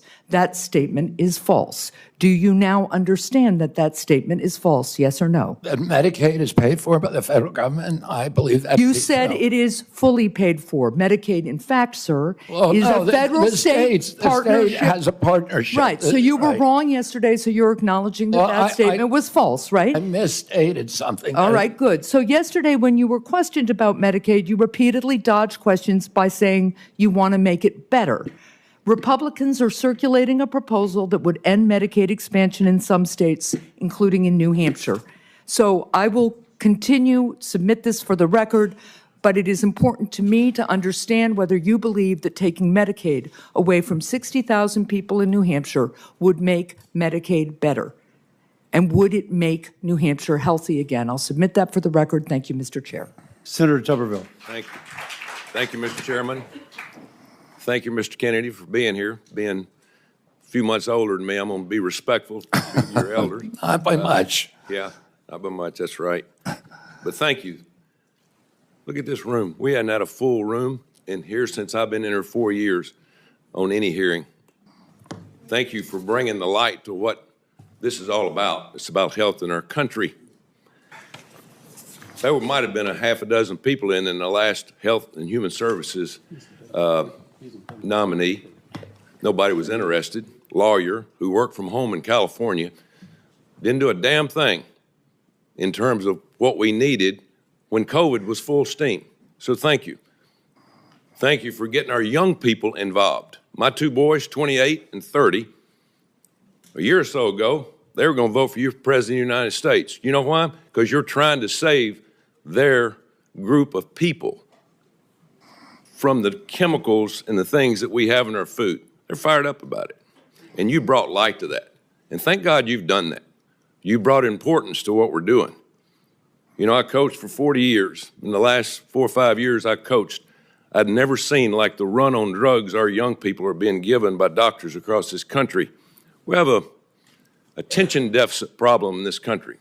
You know, attention deficit, when you and I were growing up, our parents didn't use a drug, they used a belt and whipped our butt, you know, and told us to sit down. Nowadays, we give them Adderall and Ritalin, like candy across college campuses and high school campuses. Mr. Kennedy, what are we going to do about that? Today, 15% of American kids are on Adderall. And there's clearly a major problem with overprescription, not just with our children, but with our entire population. We have 4.2% of the world's population, and we take 50% of the pharmaceutical drugs. And there's a recent study by Peter Ghosh, who is one of the founders of the Cochrane Collaboration, that showed that prescription drugs are now the third largest cause of death in our country after cardiac arrest and cancer. We're not getting healthier. Americans are getting less and less healthy. 70% of pharmaceutical profits globally come from our country, which has 4.2% of the world's population. We're the only country that allows full-scale pharmaceutical ads on TV. And we're all being told you can make yourself, you can eat anything you want, you can smoke anything you want, you can do anything you want, and there'll be a drug to fix you in the end. And it is not a good formula. And our kids are getting sicker and sicker. They're not getting better. Nobody here, all the people here who are defending this current system and defending these pharmaceutical industry profits, many of whom are taking huge amounts of money from the pharmaceutical industry, millions of dollars for many of these senators. And none of that, this is not making our country healthier. It's making us sicker. We need to get rid of these conflicts. We need good science, and we need good leadership that is able to stand up to these big industries and not bend over for them. Thank you. And you brought to light the vaccines over the last couple of years. I've had my first granddaughter here in a couple of weeks, and my son and his wife have done their research about vaccines, and she's not going to be a pincushion. We're not going to allow that to happen. But you brought that up, but as you and I talked about vaccines, Coach, let's empower scientists to do their job. You know, let's go by what they do. Let's don't just do something for the pharmaceutical company. So I appreciate you doing that. One other thing is you and I talked about red dye number 3, and just happened, you and I talked about that, and a few days later in this room we had the FDA director. And I asked him, why do we use red dye 3 in our cosmetics, or we don't use it in cosmetics, we use it in our food, but we don't use it in cosmetics because it causes cancer. What in the heck's going on? Well, a few weeks later, because of your insistence, we dropped it. So tell me about dyes and things that you're concerned about, because I get more talk about that than anything. We have 10,000 ingredients in our food in this country because FDA employs a standard called the GRAS standard that looks at any new chemical as innocent until proven guilty. In Europe, they have 400 ingredients in their foods. Kellogg's makes Fruit Loops for the United States alone. It is loaded with red dye, blue dye, yellow dye, and many, many other ingredients. They make the same product for Canada that's all vegetable dyes, and for Europe. If you eat a McDonald's French fry in this country, it has 11 ingredients. You eat the same product in Europe, it has 3. We are allowing these companies, because their influence over this body, over our regulatory agencies, to mass poison American children. And that's wrong. It needs to end. And I believe I'm the one person who's able to end it. Thank you. Senator Kim. Thank you, Chairman. Mr. Kennedy, good to see you. I wanted to just start by asking you if you support medically assisted treatment to help people get off of opioid addiction. Yes, I do.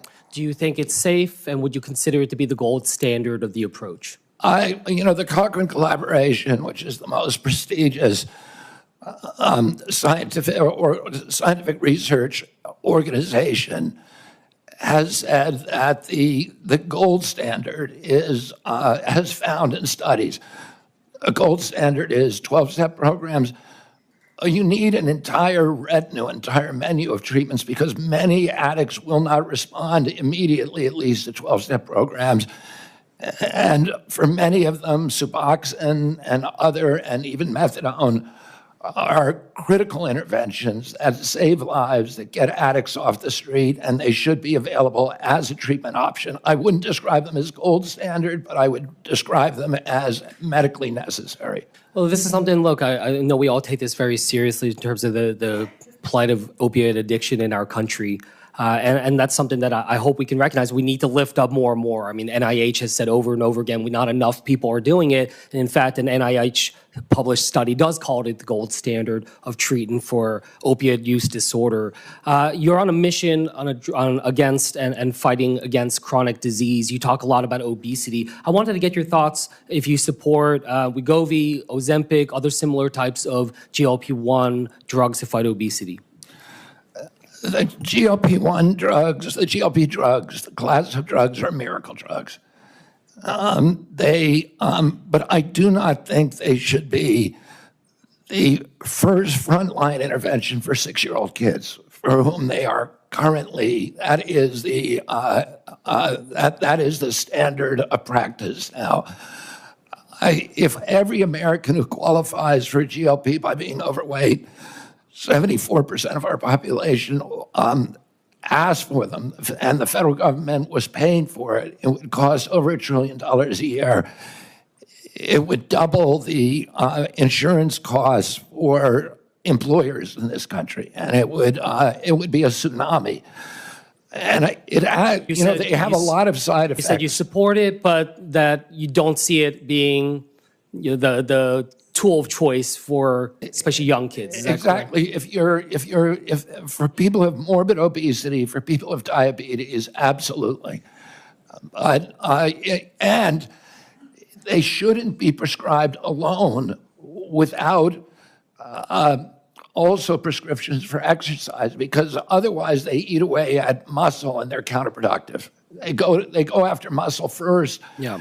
They have all kinds of bad side effects. About half the people on GLPs get off of them after 2 years, and then there's problems when you get off them. So it is a miracle. Okay, go ahead. Yeah, I wanted to move on to just clarify some statements you made in the past. In the past, you said, quote, Wi-Fi radiation does all kinds of bad things, including causing cancer. Do you still stand by that statement? Yes, or I won a case in front of the Court of Appeals against the FCC on that very issue.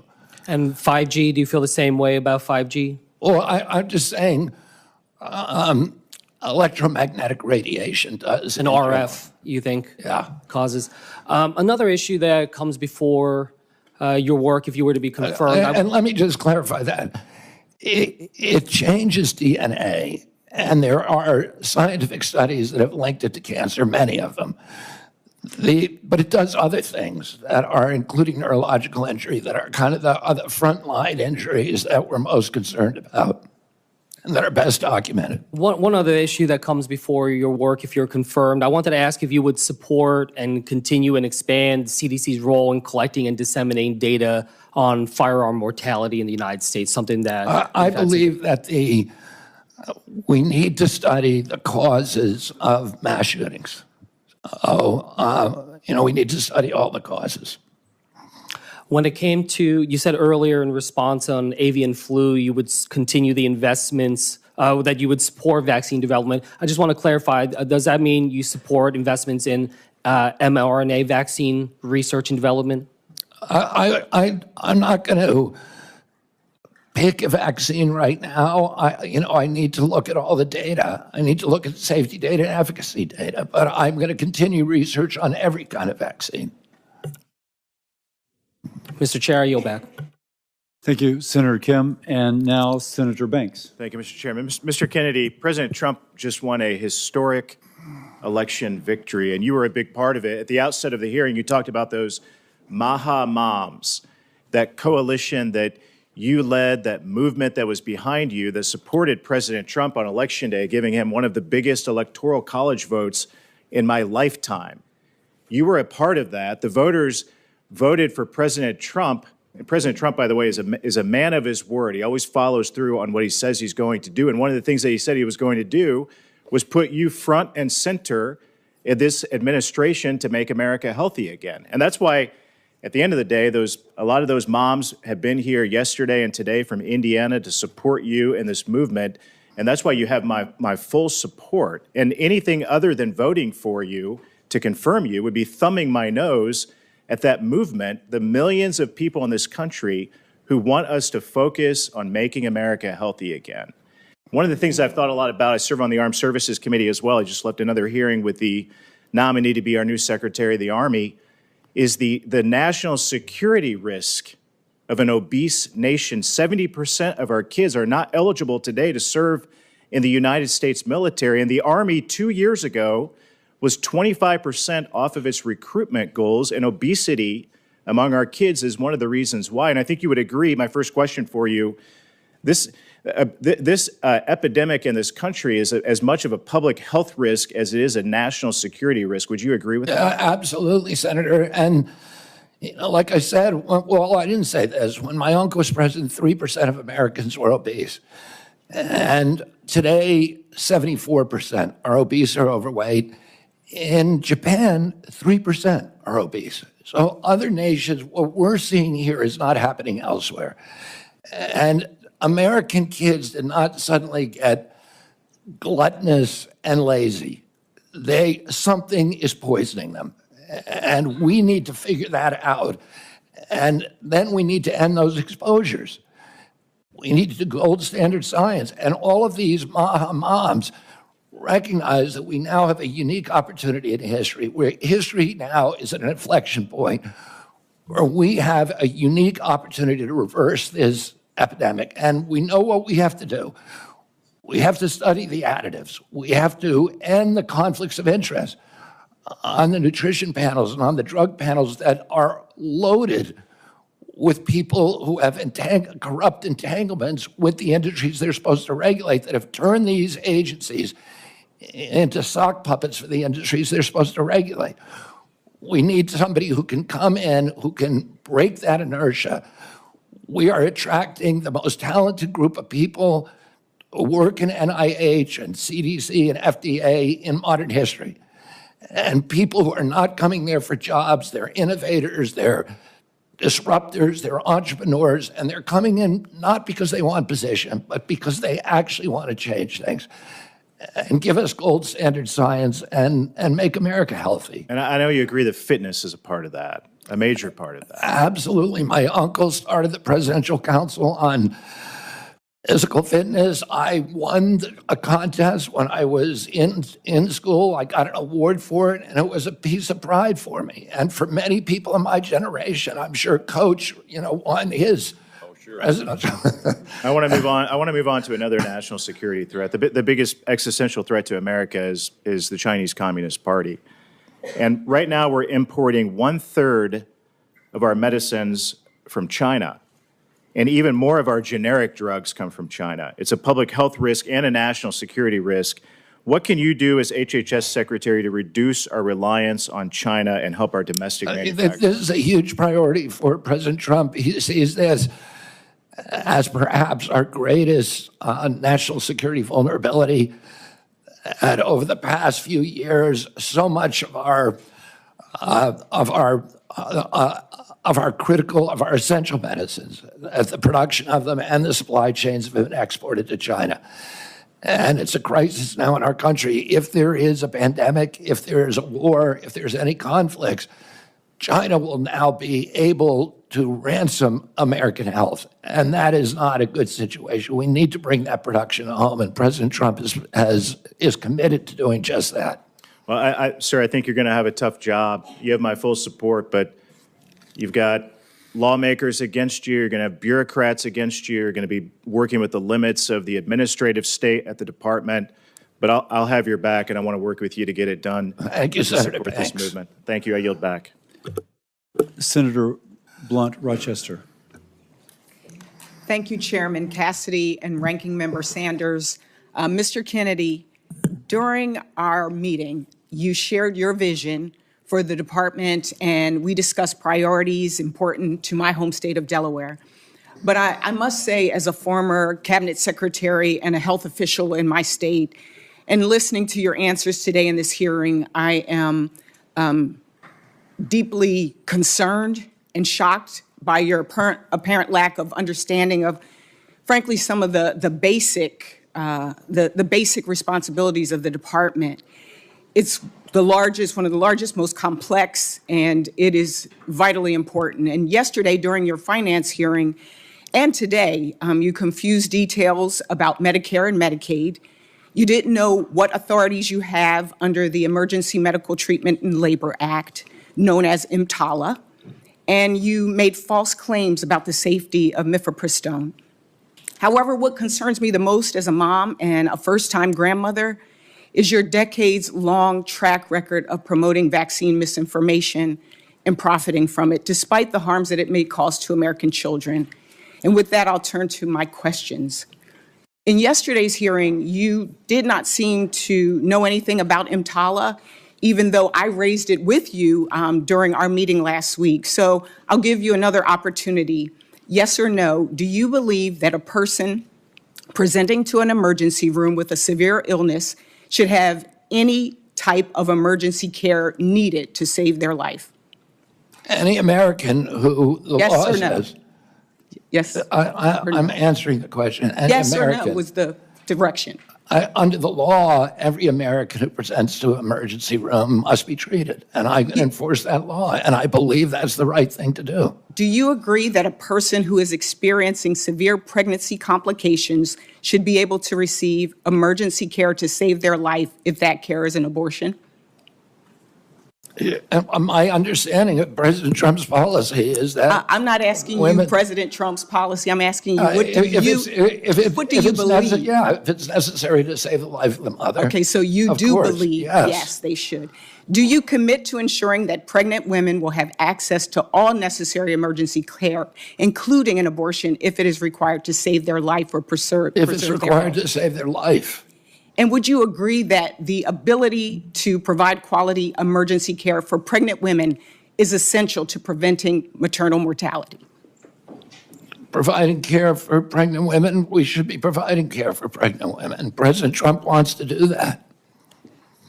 Bottom line for me, women should not be forced to rely on emergency airlifts to other states for life-saving care. And to be blunt, in our meeting, your lack of understanding really, again, was very concerning. In a 2023 interview, you described yourself saying, "I'm a Kennedy Democrat. I believe in labor unions. I believe in a strong, robust middle class. I believe in racial justice." And just yesterday and today, during this hearing and the hearing yesterday, you said we need to respect diversity. Mr. Kennedy, the Trump administration recently issued an executive order that directs the federal government to eliminate grants, contracts, policies, programs, and activities that include diversity, equity, inclusion, and accessibility. This executive order has already caused widespread confusion, fear, and uncertainty for healthcare providers, researchers, public health professionals, and service providers across the country. You said in our meeting that you understand that health disparities exist. So yes or no, do you, in your view, do the following programs count as health DEI programs? Programs that target Black women to address the maternal mortality crisis? Senator, there are 7. Yes or no? I'm not going to answer that yes or no. If you want an answer, I'm happy to give it to you, but it's not a yes or no. I just want a yes or no. It's not susceptible to yes or no answer. Well, if you want to hear an answer, Senator. Let me shift this because I only have 36. If you want to hear an answer, I've got Senator, I'm very 36. happy to I've give got you now one. 33 seconds. And there are people out here who want to understand that if they are at a pride parade and they're a healthcare provider, can they give out a brochure? If you They want wanna people to know understand, if let me they are answer the trying to have a question. program in a black church that is on Martin Luther King Day, will they be able to have that program? Will it be funded? Will they get in trouble? Will they be fired? That's the cause and concern. We all know that it is important that we have a healthy country. But You want me as to you answer the said, question, health Senator? I think I got my answer. Okay. Thank you, and I yield back. I will Thank allow the witness to answer. There are 7 departments at NIH that protect minority health and that seek to eliminate this. The shocking and unacceptable disparities in minority health. I believe in helping all people who are vulnerable. The DEI programs that President Trump eliminated have spent $63 million with no discernible positive impact on human health in this country. There's institutions already that existed before President Biden, whose job it is to do just that. Will you cut those programs that you just referenced? That decision is up to Congress, not to the HHS Secretary. Thank you, I yield back. For the record, treating a miscarriage or ectopic pregnancy is not an abortion. It's just false. And so I would ask that not be, since I'm not into misinformation, I would ask that misinformation not continually be repeated. Senator Husted. Thank you very much.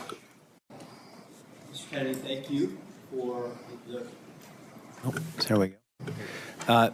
Thank you for the work that you have done to create awareness about the food we eat and how it affects our health, particularly with our children. And you have helped put that on the American agenda, rightfully so, and I appreciate that. I want to share with you a few statistics. According to the CDC, obesity prevalence is around 42% among adults with lower incomes compared to 31% among higher income individuals. That the relationship is strong among women. 45% of low income women are obese compared to 29% of higher income women. And I know I have had this conversation over the course of my public service career many, many times because at the states we run the Medicaid program, that it impacts those health statistics, that obesity impacts our programs, the cost of them, the quality of life of the people who are served. And I also get this question about why in the world does the federal government continue to subsidize programs that lead to unhealthy foods, and why do we operate programs in the way that we do, like with SNAP, that pays for foods that we know are causing people to be unhealthy? And I know you don't have the sole authority in this matter. The Department of Agriculture and the Congress is certainly it has an impact on that. But could you just shed some light on how you see your role in trying to impact that? Because we see that these policies are disproportionately affecting poor people, and the inability to change them and make America healthy again is having a disproportionate effect not only on them, but the cost of all of these programs we're trying to maintain. I mean, the first thing, Senator, thank you for the question, Senator. It's the NIH has been diverted into away from studying the etiology of chronic disease. So there's almost nothing at NIH, very, very little, a low percentage of its budget, a $42 billion budget that is devoted to finding out why we're having this obesity epidemic. We know it's an environmental toxin. Epidemics are not caused by genes. That genes may provide a vulnerability. You need an environmental toxin. Why aren't we devoting science to finding out what those toxins are and then eliminating them? And, this the focus is on infectious disease and we almost altogether ignore chronic disease, which causes 92% of the deaths in this country. And during COVID, we had the highest death rate of any country in the world. We had 16% of the COVID deaths. We only have 4.2% of the world's population. No country did as poorly as us. When you ask CDC, why is that? They say because we are the sickest people on earth. The average person who died from COVID had 3.8 chronic diseases. American blacks were dying from COVID greater than almost any population in the world, about over 3,000 deaths per million population. The only people worse are Indian reservations, which have an even higher rate. And the only person who did worse globally were Samoans. We had the American blacks were disproportionately impacted because they disproportionately have diabetes, obesity, cardiac illnesses, and other chronic disease. We need to start studying those, and we need to get rid of the conflicts in the agency that obstructs those studies, and that that are focused on advancing the mercantile interests of the food industry and the pharmaceutical industry rather than the health of the American people. Well, I would ask you to take, if confirmed, to take a leadership role across the agencies to advise us on what policy changes we must make to both not make it worse, but to make it better.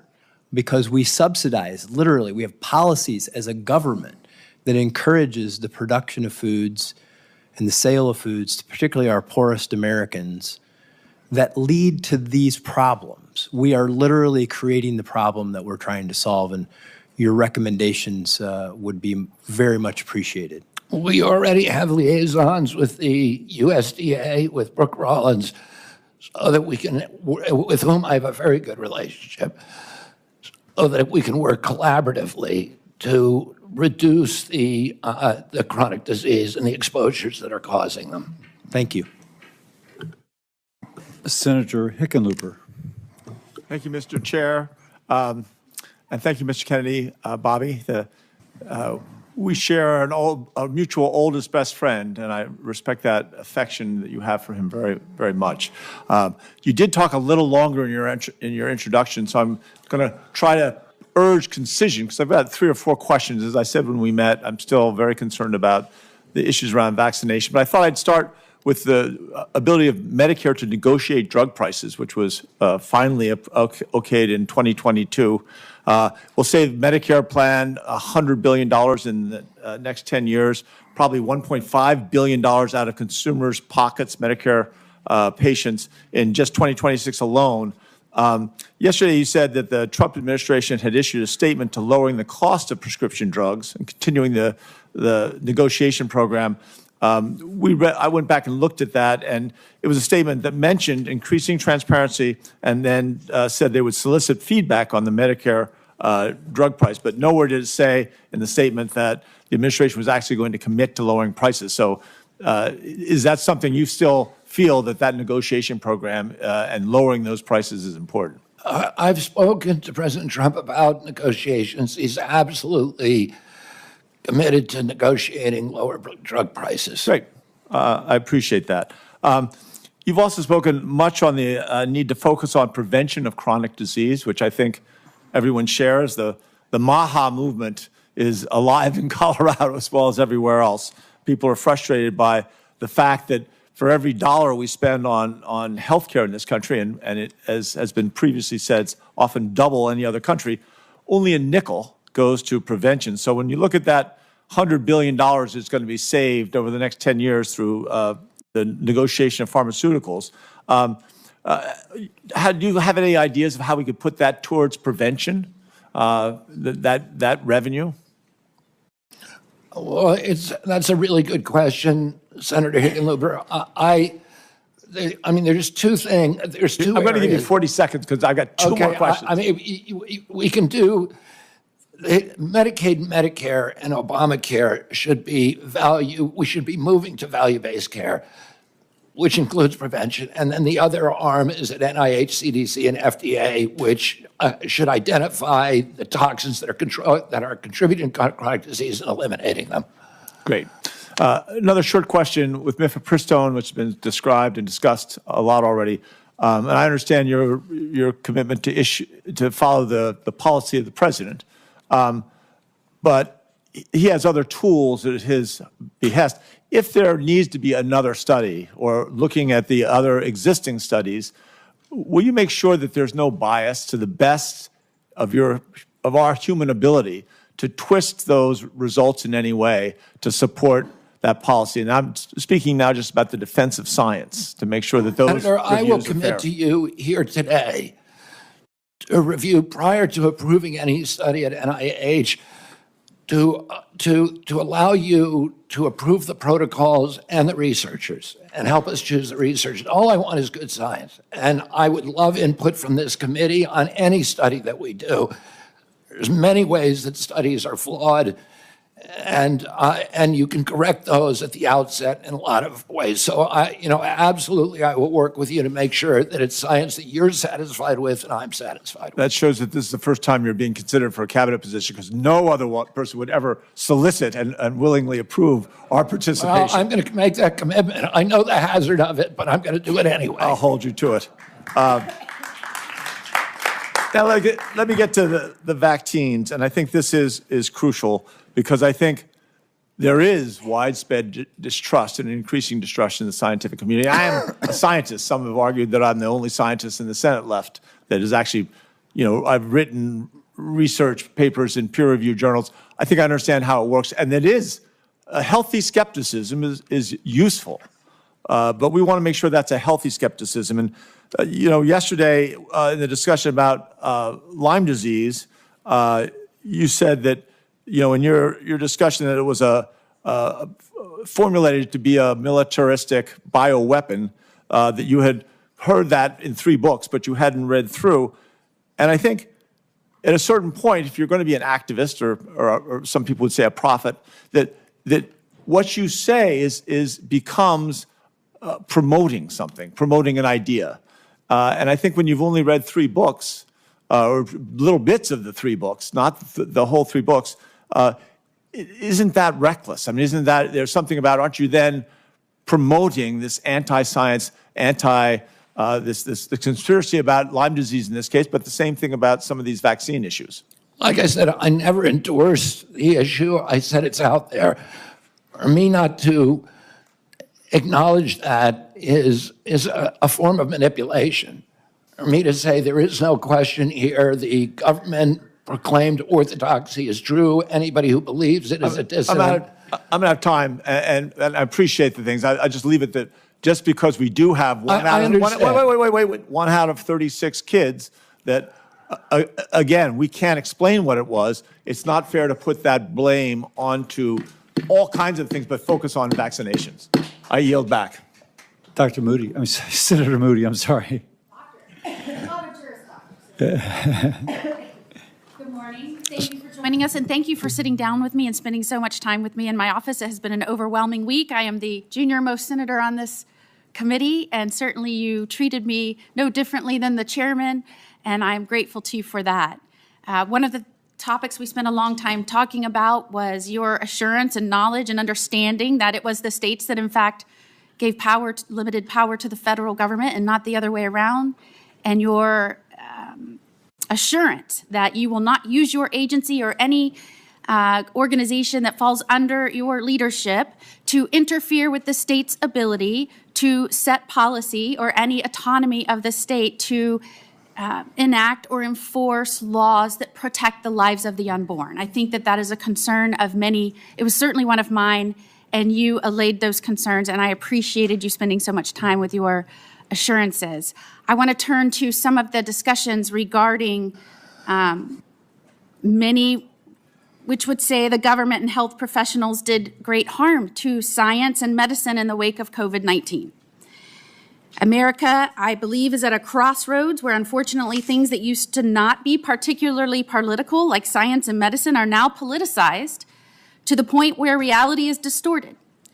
What you believe has little to do with truth or facts and everything to do with your party. My hope is that you, Mr. Kennedy, and President Trump's other appointees will break this cycle that is threatening America and destroying its promise. Certainly, while I was the Attorney General of Florida, I had the responsibility in numerous areas to seek the truth and bring justice. Working with Governor DeSantis and other leaders, we launched grand jury investigations. And I want to bring your attention to one of those grand jury investigations that dealt with COVID-19 and the actions of government officials and Big Pharma. And remember that a grand jury investigation is made up of lay people, 18 in this instance that were brought from different communities in Florida. And I just want to read into the record one paragraph for your consideration.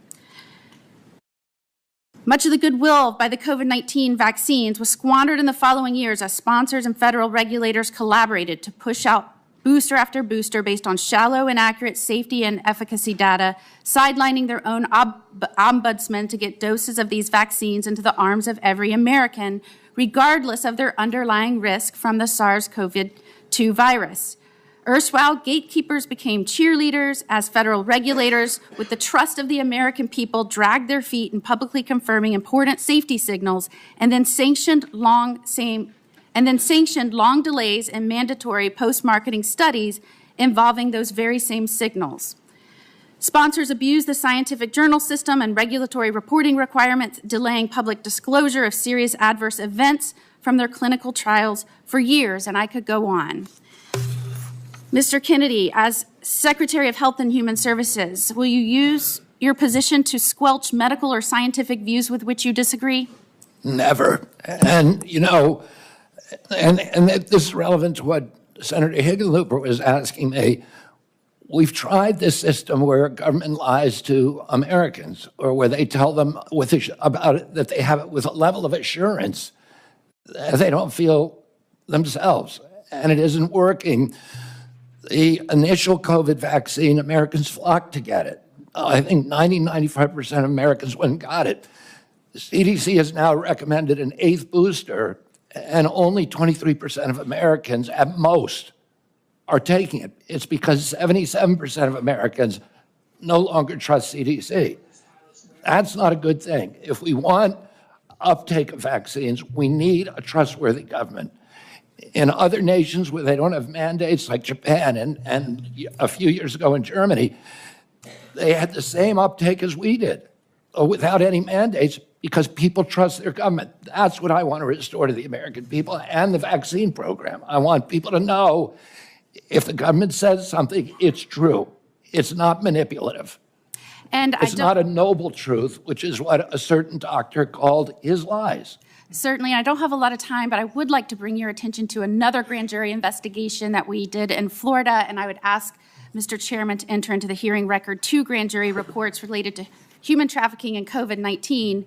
To have your commitment that any organization under your purview will work with the states, not impede our investigations, to ensure that children that are in this country, that are minors, that are under your purview, that you will communicate with us so that we can have the information to make sure that they are safe, unlike in an investigation where Biden blocked us in this administration at every turn to keep us from getting information showing that they trafficked children that were brought into this country and lost dozens.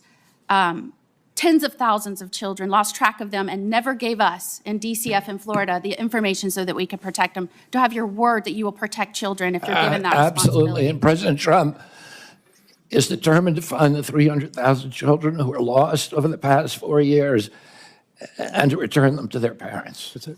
Thank you. Without objection, it can be entered into the record. Senator Markey. Thank you. Yesterday, under oath, you told my colleagues on the Senate Finance Committee that when you went to Samoa in June of 2019, it, quote, had nothing to do with vaccines. Will you confirm again today that the trip had nothing to do with vaccines? I did.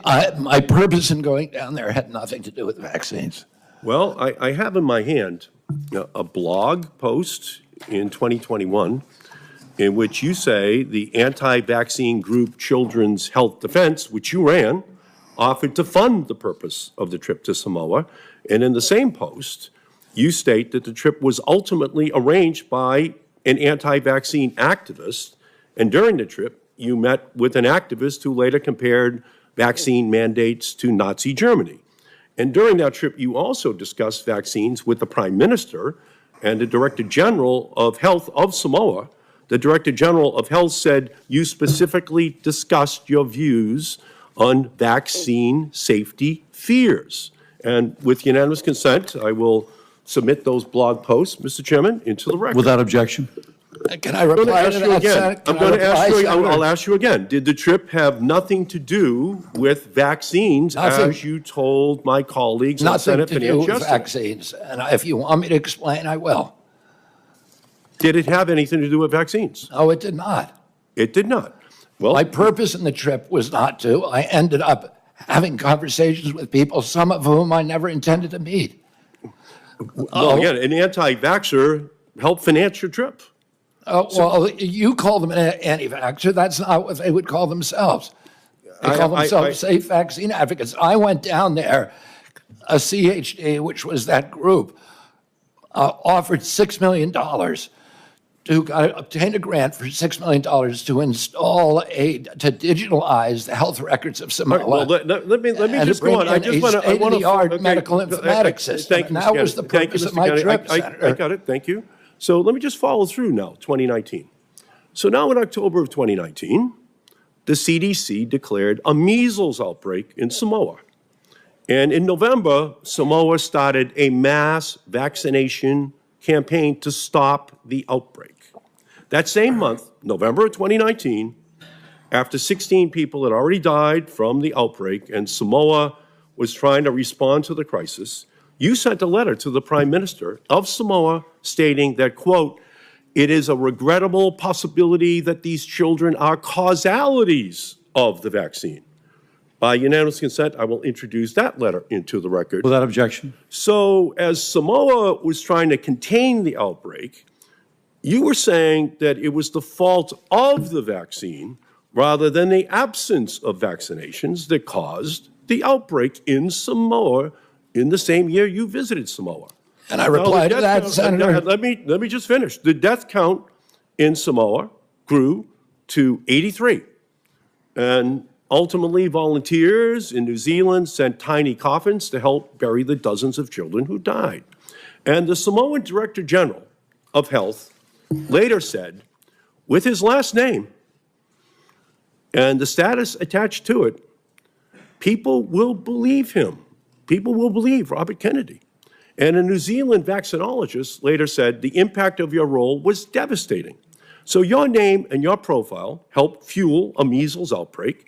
You scared people from taking a vaccine. It slowed the public health response, and children died. You've taken no responsibility thus far. And if an outbreak occurs in the United States, I have no evidence that you would not use your role as secretary to spread dangerous misinformation. So that one incident, from my perspective, disqualifies you from holding any position in healthcare, much less the number one health official in the United States.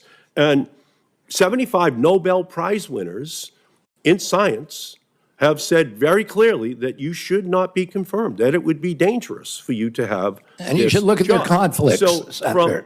So you should look at their conflicts of those individuals. Well, 75 and Nobel... you should look at who financed that letter. 75 Nobel Prize winners, and by the way, of a high percentage of the medical community in Boston, the health capital of the United States and the world, have said the same thing about your qualifications. They're saying to me they don't want tiny coffins as well. Neither do I. So that's the basis of my reservations about you, and the reason why I'm going to vote no on your candidacy, because I just think it's too dangerous to run the threat that that misinformation is spread in our country in the same way it was in Samoa. Senator Murkowski, and let me compliment Mullen and Murkowski. They've stayed here the entire conference, and they're not obligated to, like the two of us, not that we wouldn't have otherwise. But Senator Murkowski, you please. Thank you, Mr. Chairman. And I think these are exactly the types of forums that we all need to be engaged in from start to finish, because Can you speak up, Senator Murkowski? there has been there's been considerable discussion here about many issues, certainly a lot about vaccines. I care deeply about making sure that our vaccines are safe, the efficacy of them, the availability of them, how we disseminate them is particularly important in a very, very rural state like mine. You have experience there, you understand that. I am particularly attracted by the focus on chronic diseases. We know that if we can do a better job with chronic diseases, maybe some of the other things that we are susceptible to in the infectious diseases area, we're able to perhaps pull back a little bit on that. But our reality is, in order to make this country healthy again, it is a focus on everything. It is the prevention. It is the necessity of coming up with these life-saving vaccines that are going to be so critically important. It is personal care. It is food. It is exercise. It is all of the above. And we got to figure it out together. We do need to shake some things up, but we also need to give a level of confidence. And this is what I'm hearing from so many of my colleagues who have raised the issue of vaccines. We have made some considerable gains in my state of Alaska with vaccinating the many people in very rural areas where one disease outbreak can wipe out an entire village. We saw this in 1918 with the Spanish flu, and that's why everyone was rattled to the core. Villages were shut down entirely during COVID because of the fear of transmission. And so they're looking for these life-saving ways and means. And so when there is a lack of confidence, when there is a doubt, it's like, well, what do I do? And so we're pulling back then on, again, these areas where we can work to prevent some of these deadly diseases that we thought we had wiped out years ago. We have dramatically reduced diseases in my state like Hep A and B and meningitis. We're just now getting through a tough bout of whooping cough that came around to the state. Now there's a scare in the peninsula in Alaska about a measles outbreak. So we can't be going backwards with our vaccinations that will allow for this level of prevention and protection. So I'm asking you, you are clearly an influencer. You are clearly an influencer. You would not be in this position today. But you can see how your podium, your platform, your voice can influence so many.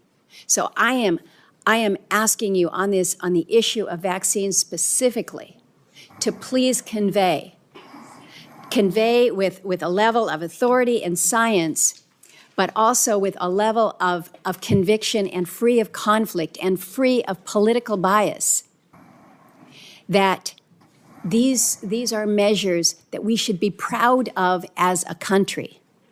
Proud of as a country. Look to what President Trump was able to do with the COVID vaccine. It was extraordinary, and it did save lives. I need time for a question, so I'm asking you to focus on how you can use your position to provide for greater levels of confidence to the public when it comes to these life-saving areas. So I'm going to pivot to a question that you can answer. This relates. I can answer that one, too. I know, but I have 43 seconds, and no one has talked about our Native populations. When you look at our health statistics, whether it's Alaska Natives or whether it is American Indians, our health statistics in this country, you know very well, because we talked about them, are not where they need to be.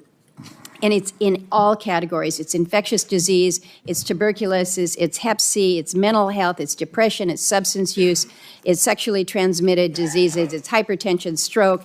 It is so deep, and it is so challenging, and it is so hard. You have received support from Native American tribes. You have been in these areas. You have been quoted, and I'd like for your comment on this, as quoted saying, as far as budgeting for Indian country, you said you would immediately triple the budget to support tribes. Can you expand on this pledge and the commitment? Because this is an area where we have truly left our Native people behind when it comes to their health and their health outcomes. Yeah, thank you, Senator. And, you know, this is an issue, as you and I talked about, that is very important. It's always been a priority for me. I spent 20% of my career working on Native issues. I was one of the founding editors of Indian Country Today, which is the biggest Indian newspaper. My father and uncle, Ted Kennedy, my father, were deeply, deeply critical of the functioning of the Indian Health Service back in 1968 to 1980, and nothing's changed. Nothing's gotten better. I'm going to bring in a Native at the Assistant Secretary level. I'd like to get him actually designated as a Assistant Secretary for the first time in American history. Make sure that all of the decisions that we make in our agency are conscious of their impacts on the First Nations. I've spent a lot of time in your state. It's my favorite place to go. I've been up with the Gwich'in, representing the Gwich'in people up in Arctic Village, and been all over the state in the remote areas. I understand in Alaska the unique needs of Alaska because of remote health care, because some of these areas are not even accessible except for airplane. If they don't have ambulance services, that the federal government needs to pay attention to financing transportation, the unusual ways that are required there, and that we really need to focus on telemedicine and AI. Make sure that even in remote places in Alaska, that Native people can get high-quality health care, and we can do that today. And I look forward to working with you on those issues and others. Thank you, Mr. Chairman. Senator Murkowski sets the record for going over. Senator Also Brooks. Sorry. Good morning. Thank you, Mr. Chair. Mr. Kennedy, I was struck by your comments during our meeting last week.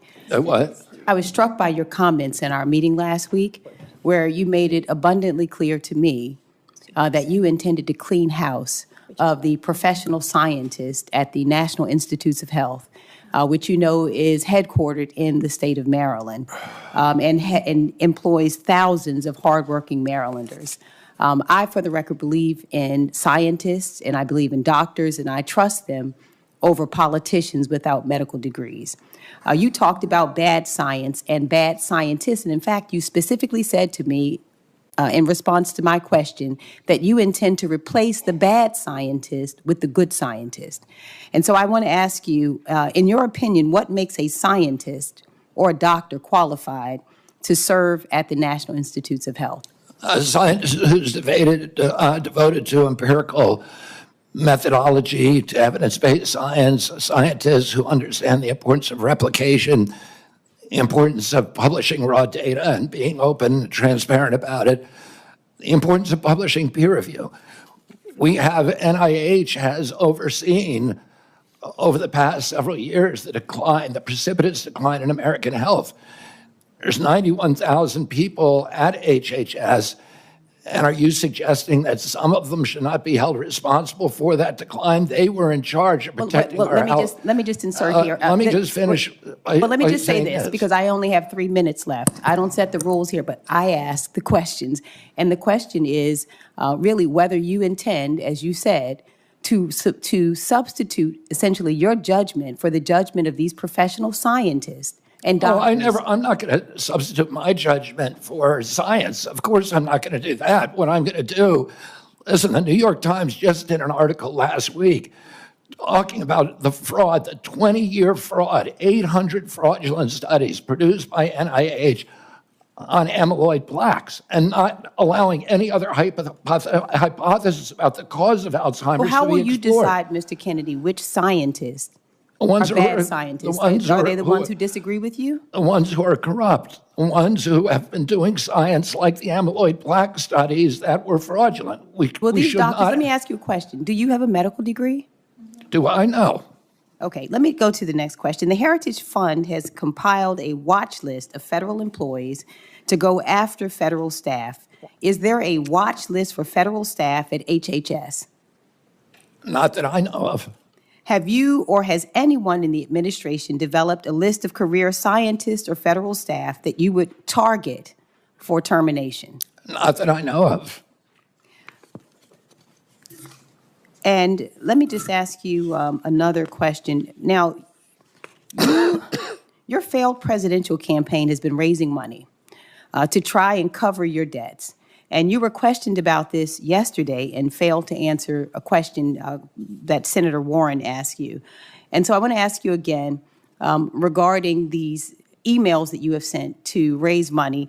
How much has your presidential campaign made fundraising off of this administration's complete disregard for the workforce at HHS? Excuse me? I didn't hear the question. The last part. How much money has your presidential campaign made off of fundraising, off of this administration's complete disregard for the workforce at HHS? Zero. Okay, Mr. Chair, I'd like to ask unanimous consent to enter into the record 2 emails from this week and the week before regarding fundraising that you are currently doing through your presidential campaign. Without objection. And finally, I want to ask you, I have you said you were on a show on February 26, 2021, an interview with Dr. Judy Mikovits, where you said the following, and I quote, "We should not be giving Black people the same vaccine schedule that's given to whites because their immune system is better than ours." Can you please explain what you meant?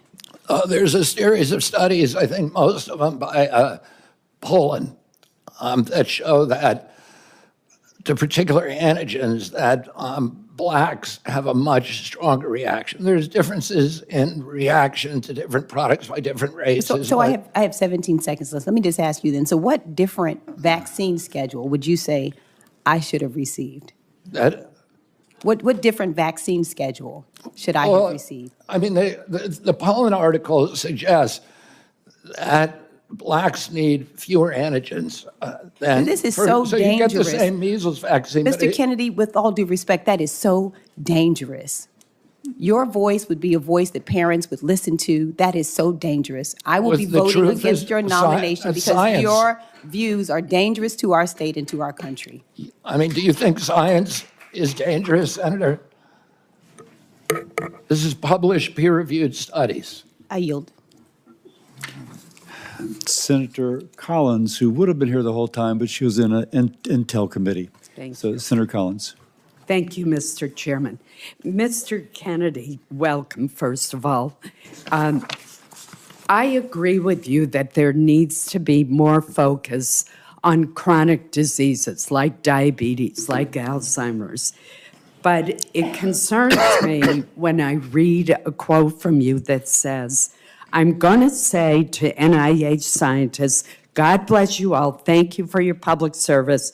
We're going to give infectious diseases a break for about 8 years." Don't we need to do both? Yes, absolutely, Senator. The problem is there's been an imbalance.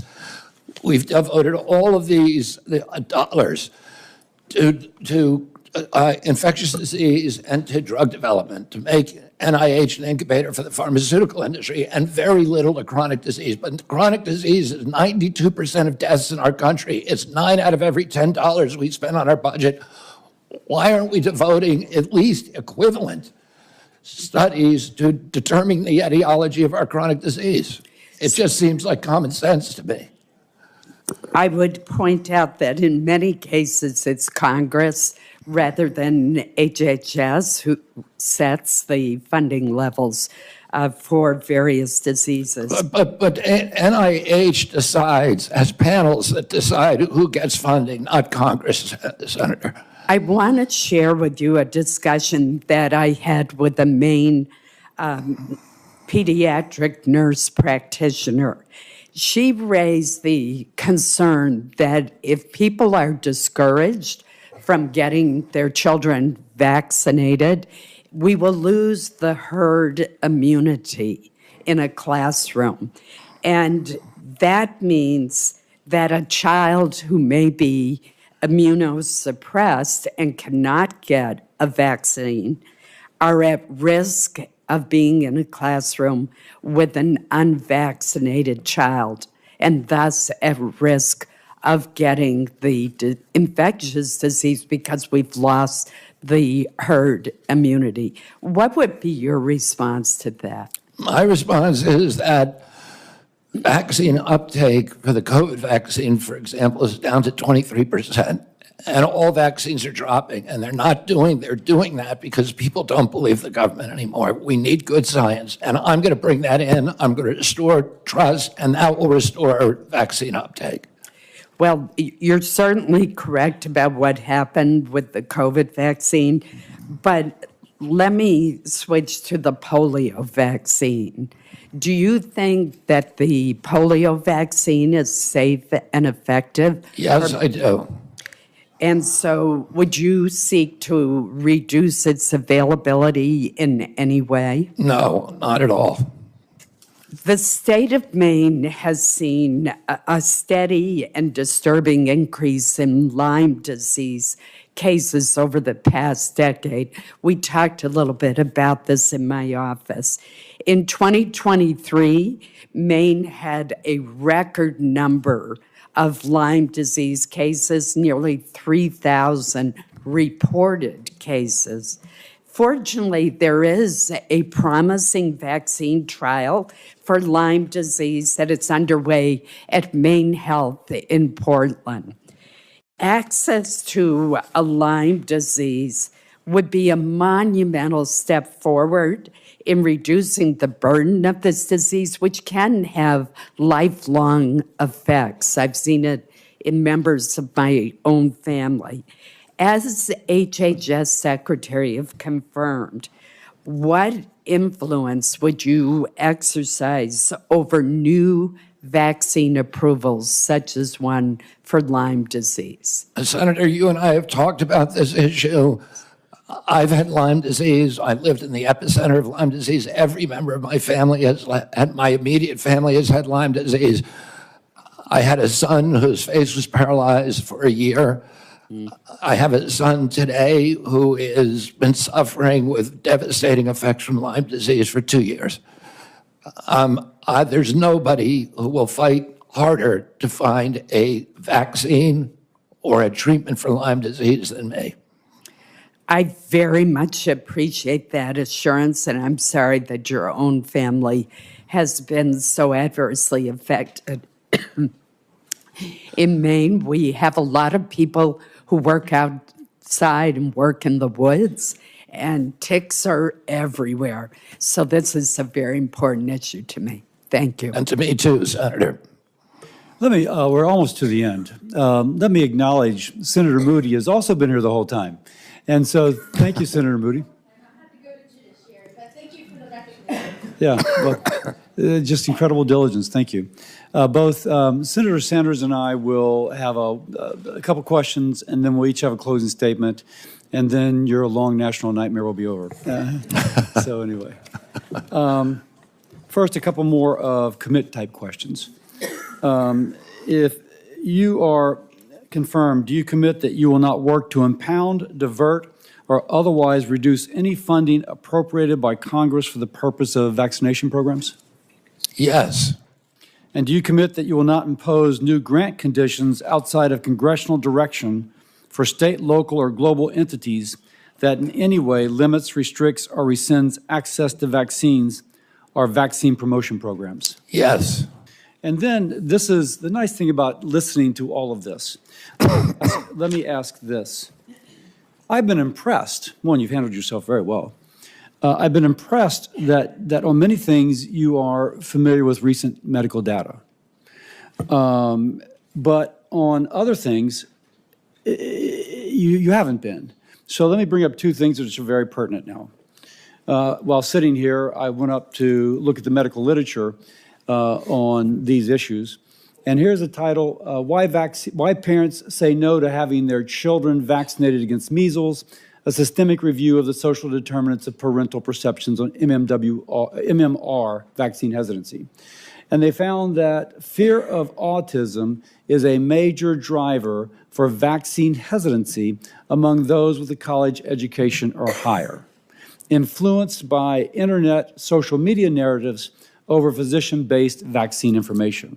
I'll go back to something I said earlier. You got to follow it, man. There's a lot of people that look to you for, do I get vaccinated or not?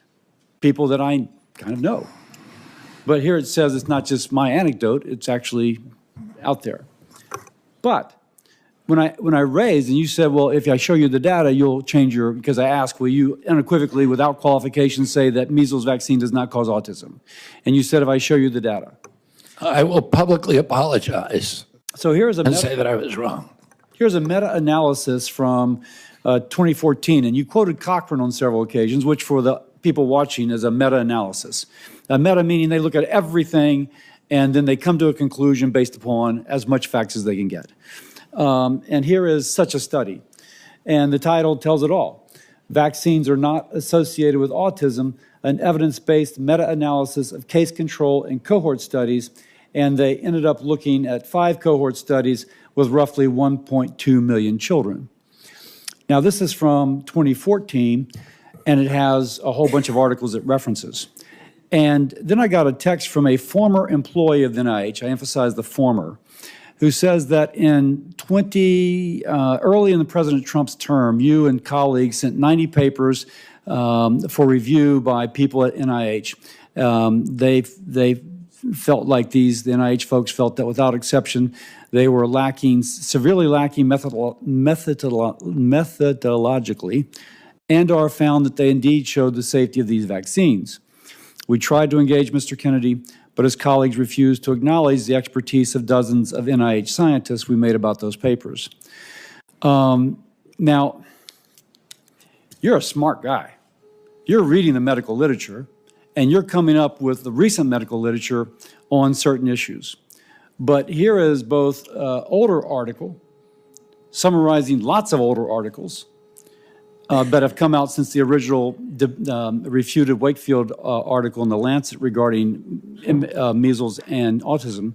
And here is somebody who, it's he said, but somebody who said that previously you've had this presented to you.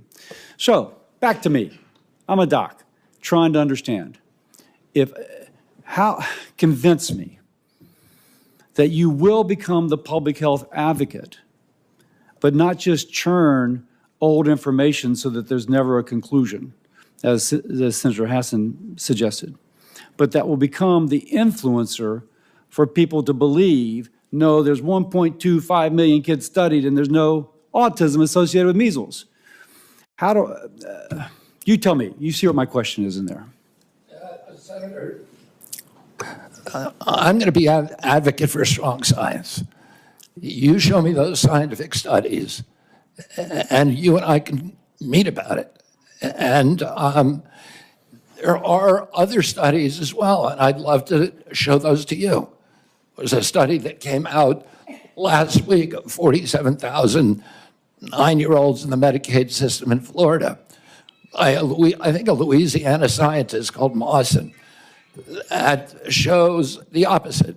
So there are other studies out there. I just want to follow the science. And I will do, if the science says, and I am wrong about what I've said in the past, as I said, I will publicly apologize. There's many times I've been wrong about science. If you look at my Instagram account, when I'm wrong, I apologize for it. And I say I was wrong. I don't have any problem. Science is a process of challenging hypotheses with new evidence. And scientists have to be able to admit when they're wrong. Epidemiological studies, the Institute of Medicine has said repeatedly in 2013, 2017, when they investigated this, has asked CDC to do certain studies, animal studies, bench studies, observational studies, studies of the vaccine safety data link. CDC has not done that. Oh, I want them to do that, and I want the best science. I can guarantee you, on my word of honor, and if you show me science that says that I'm wrong, I'm going to say I was wrong. I don't have any problem. There's nothing that would make me happier We need to be able to look at the science and get IOM involved, the National Academy of Sciences. They're the ultimate arbiter of safety. What was that? And you know what? One of the things we need to do, I think, is a subject that we haven't talked about here. Why don't we know what's causing this epidemic?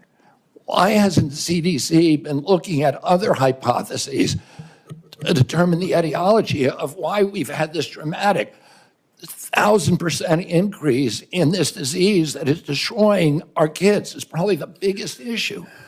Why don't we know the answer after 30 years of steady rises in autism rates? Why don't we know the answer to that? We should know the answer. What was that? What was that last article? Did you mention? That article is by Mawson, Mawson. And it's regarding measles and what? No, it looks at the entire schedule and it says it's a study of 9-year-old boys, 47,000 9-year-old boys from the Florida healthcare data. Okay, let me, Senator Sanders. Thank you. And I find myself in the unusual and uncomfortable position of having to agree with Senator Cassidy's line of questioning. Mr. Kennedy, in an interview in July 2023, you stated, quote, "I do believe autism does come from vaccines." And you have, the end of quote, and you have praised a gentleman named Andrew Wakefield for his research. What studies, you talk about the need to be science-based, to get our information, good information to make decisions. What studies have you utilized to come to the conclusion that vaccines cause autism? I'm happy to sit down with you. No, please, just answer me that. I mean, look at the Mawson study, Senator. The what? Yeah. Mawson, just look at that study. Yeah, I will, and that was published. But I don't want to, I wouldn't rest on a single study. Right. And all studies can be better. Okay. Don't mean to be rude. I don't have a lot of time. Just saying you would not be, I just heard you say you could not be happier if you were proved wrong. Mr. Chairman, I asked to put into the record 16 studies done by scientists and doctors all over the world saying that vaccines do not cause autism. Are you happy? Without objection. Look at the IOM assessment of those 16 studies, Senator. The IOM has assessed them. But listen, let me get to one. Don't have a lot of time. I apologize. I'm happy to talk to you at another time. Don't have a lot of time. Let's talk about COVID. And I just want clarity on the issue. And again, I apologize. You have to be brief. We don't have a lot of time. Scientists have estimated that the COVID vaccine saved 3 million lives. President Trump said the COVID vaccine was, what, quote, one of the great miracles of the ages, end quote. You have said the COVID vaccine was the deadliest vaccine ever made, end of quote. Was the COVID vaccine the deadliest vaccine ever made? The reason I said that, Senator Sanders, is because there were more reports on the VAERS system, on the Vaccine Adverse Event Reporting System, which is the only surveillance system, that and VSafe.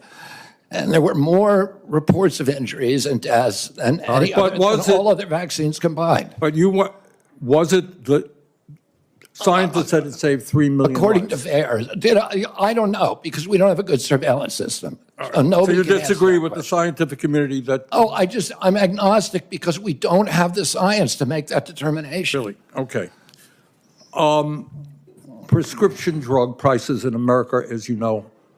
And by the way, I think President Trump did an extraordinary job on warp speed because he wasn't just focusing on that one intervention. He was focusing He called it a miracle, but you have cast doubts on its efficacy. All right. Prescription drugs. We're going to make America healthy. I agree with you that we need a revolution in the nature of food in America, physical exercise, et cetera. Very, very important. But there are people who are going to get sick, and they have to go to the doctor and find out why. 1 out of 4 Americans today cannot afford the prescription drugs their doctors prescribe because we pay by far the highest prices in the world for prescription drugs. we made some progress under the Biden administration of negotiating prescription drug prices with pharma. First time that's ever happened.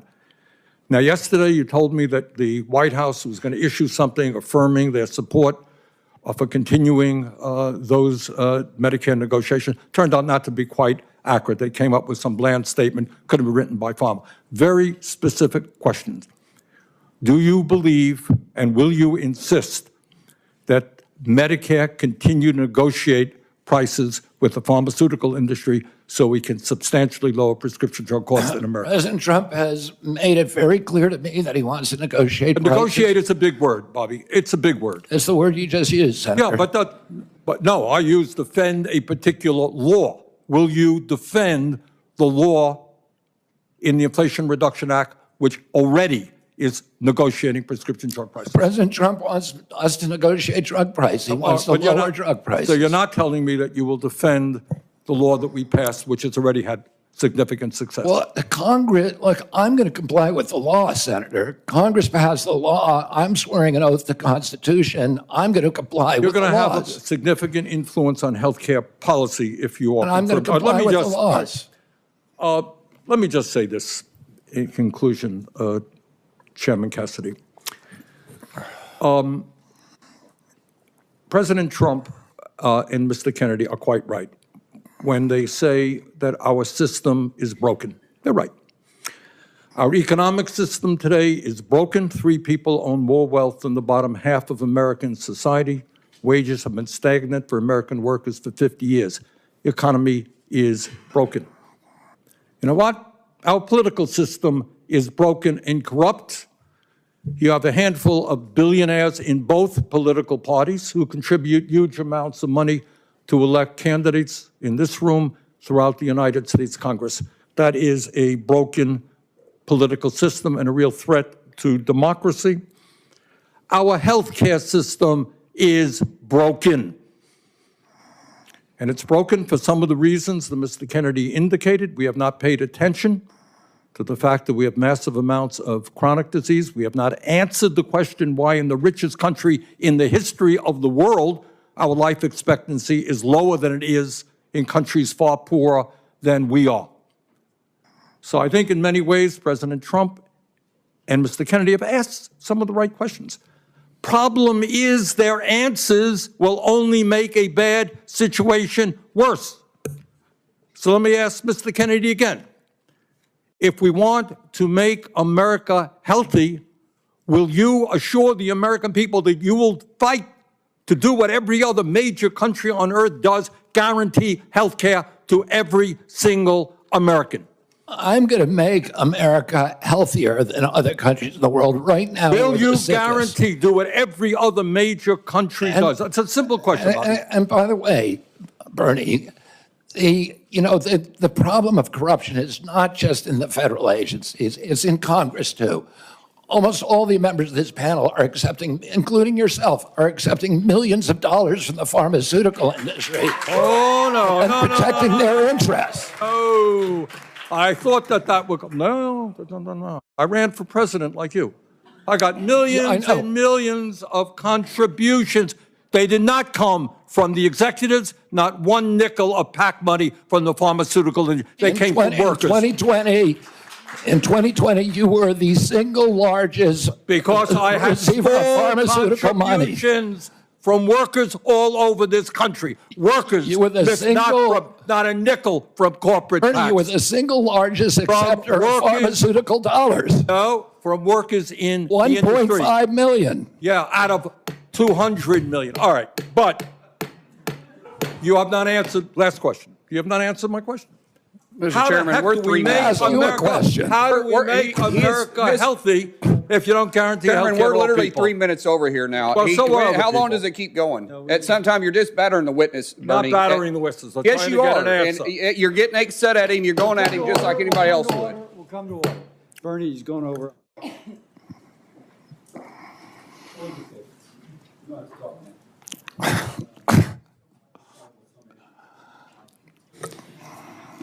Before I ever entered politics, before I was ever thinking about running for office, I practiced medicine for 30 years. I worked in public hospitals in California, Louisiana, specializing in liver disease, caring for those who otherwise would not have had a specialist. If you will, dedicating my life to saving lives. That is, being a doctor. That ethic guides me now. In my opening statement, I told the story of my patient, an 18-year-old girl with acute liver failure from hepatitis B being air ambulanced to LSU Shreveport Hospital for a liver transplant. Now, let me finish the story. Her mother wasn't allowed to fly in the helicopter, so her mother drove the 3 hours from Baton Rouge to Shreveport. Now, when she arrived, they let her visit her daughter before she went back to the OR. And the mom goes in to say a prayer, squeezes the daughter's hand. The daughter's eyes open, and she said, "Mama?" And the daughter began to recover. Powerful story with a happy ending. But as a doctor, I saw endings not so happy. I just had a friend text me, 2 children died in an intensive care unit in a Baton Rouge hospital from vaccine-preventable diseases this past month. So my concern is that if there's any false note, any undermining of a mama's trust in vaccines, another person will die from a vaccine-preventable disease. Now, you've got a megaphone. Maybe you and Bernie, Bobby and Bernie. Of everybody in this room, the 2 of you have the biggest followings, tremendous credibility. And with that influence comes a great responsibility. Now, my responsibility is to learn, try and determine if you can be trusted to support the best public health. A worthy movement called MAHA to improve the health of Americans, or to undermine it, always asking for more evidence and never accepting the evidence that is there. I looked at the article from Dr. Mawson, and it seems to have some issues. I'll just put that to the side. And that is why I've been struggling with your nomination. There are issues ultra-processed food, obesity, we are simpatico. We're completely aligned. And as someone who has discussed immunizations with thousands of people, I understand that mothers want reassurance that the vaccine their child is receiving is necessary, safe, and effective. We agree on that point, the 2 of us, but we've approached it differently. And I think I can say that I've approached it using the preponderance of evidence to reassure, and you have approached using selected evidence to cast doubt. Now, put differently, we're about the same age. Does a 70-year-old man, 71-year-old man who has spent decades criticizing vaccines and who's financially vested in finding fault with vaccines, can he change his attitudes and approach now that he'll have the most important position influencing vaccine policy in the United States? Will you continue what you have been, or will you overturn a new leaf at age 70? I recognize, man, if you come out unequivocally, vaccines are safe, it does not cause autism, that would have an incredible impact. That's your power. So what's it going to be?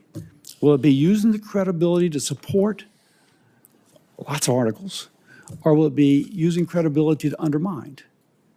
And I got to figure that out for my vote. You have the power to help rebuild, to help public health institutions re-earn the trust of the American people. Now, let's be political. I'm a Republican. I represent the amazing state of Louisiana. And as a patriotic American, I want President Trump's policies to succeed in making America and Americans more secure, more prosperous, healthier. But if there's someone that is not vaccinated because of policies or attitudes you bring to the department, and there's another 18-year-old who dies of a vaccine-preventable disease, helicoptered away, God forbid dies, it'll be blown up in the press. The greatest tragedy will be her death, But I can also tell you an associated tragedy, well, that will cast a shadow over President Trump's legacy, which I want to be the absolute best legacy it can be. So that's my dilemma, man. And you may be hearing from me over the weekend. You may be hearing from me over the weekend. I once again thank you for your time, and I yield to my ranking member. Thank you, Mr. Chairman, and thank you very much for your job today in conducting this very, very important hearing. Let me reiterate my concerns. Every person on this panel, and I would hope everybody in America, wants to make us the healthiest country on earth. And I applaud Mr. Kennedy for raising the issues and talking about some very important truths.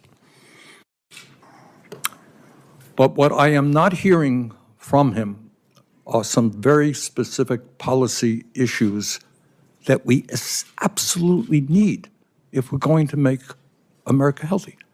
It is unquestionable that when 68,000 Americans die because they can't afford to go to a doctor, you got to deal with that. And I have not heard one word about the need for universal health care that exists in every country on earth.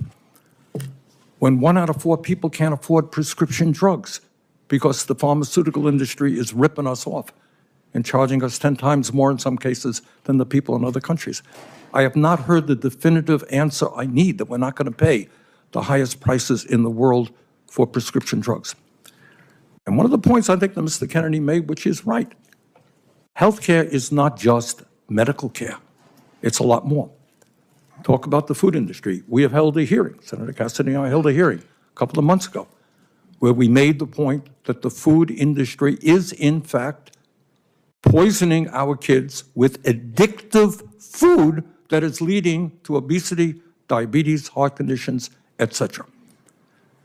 And I hope that our Congress and the White House will have the courage to take on a very powerful food industry and demand that the products that they sell our kids are in fact healthy and non-addictive. In many ways, what the food industry is doing today is what the tobacco industry did 50 or 60 years ago.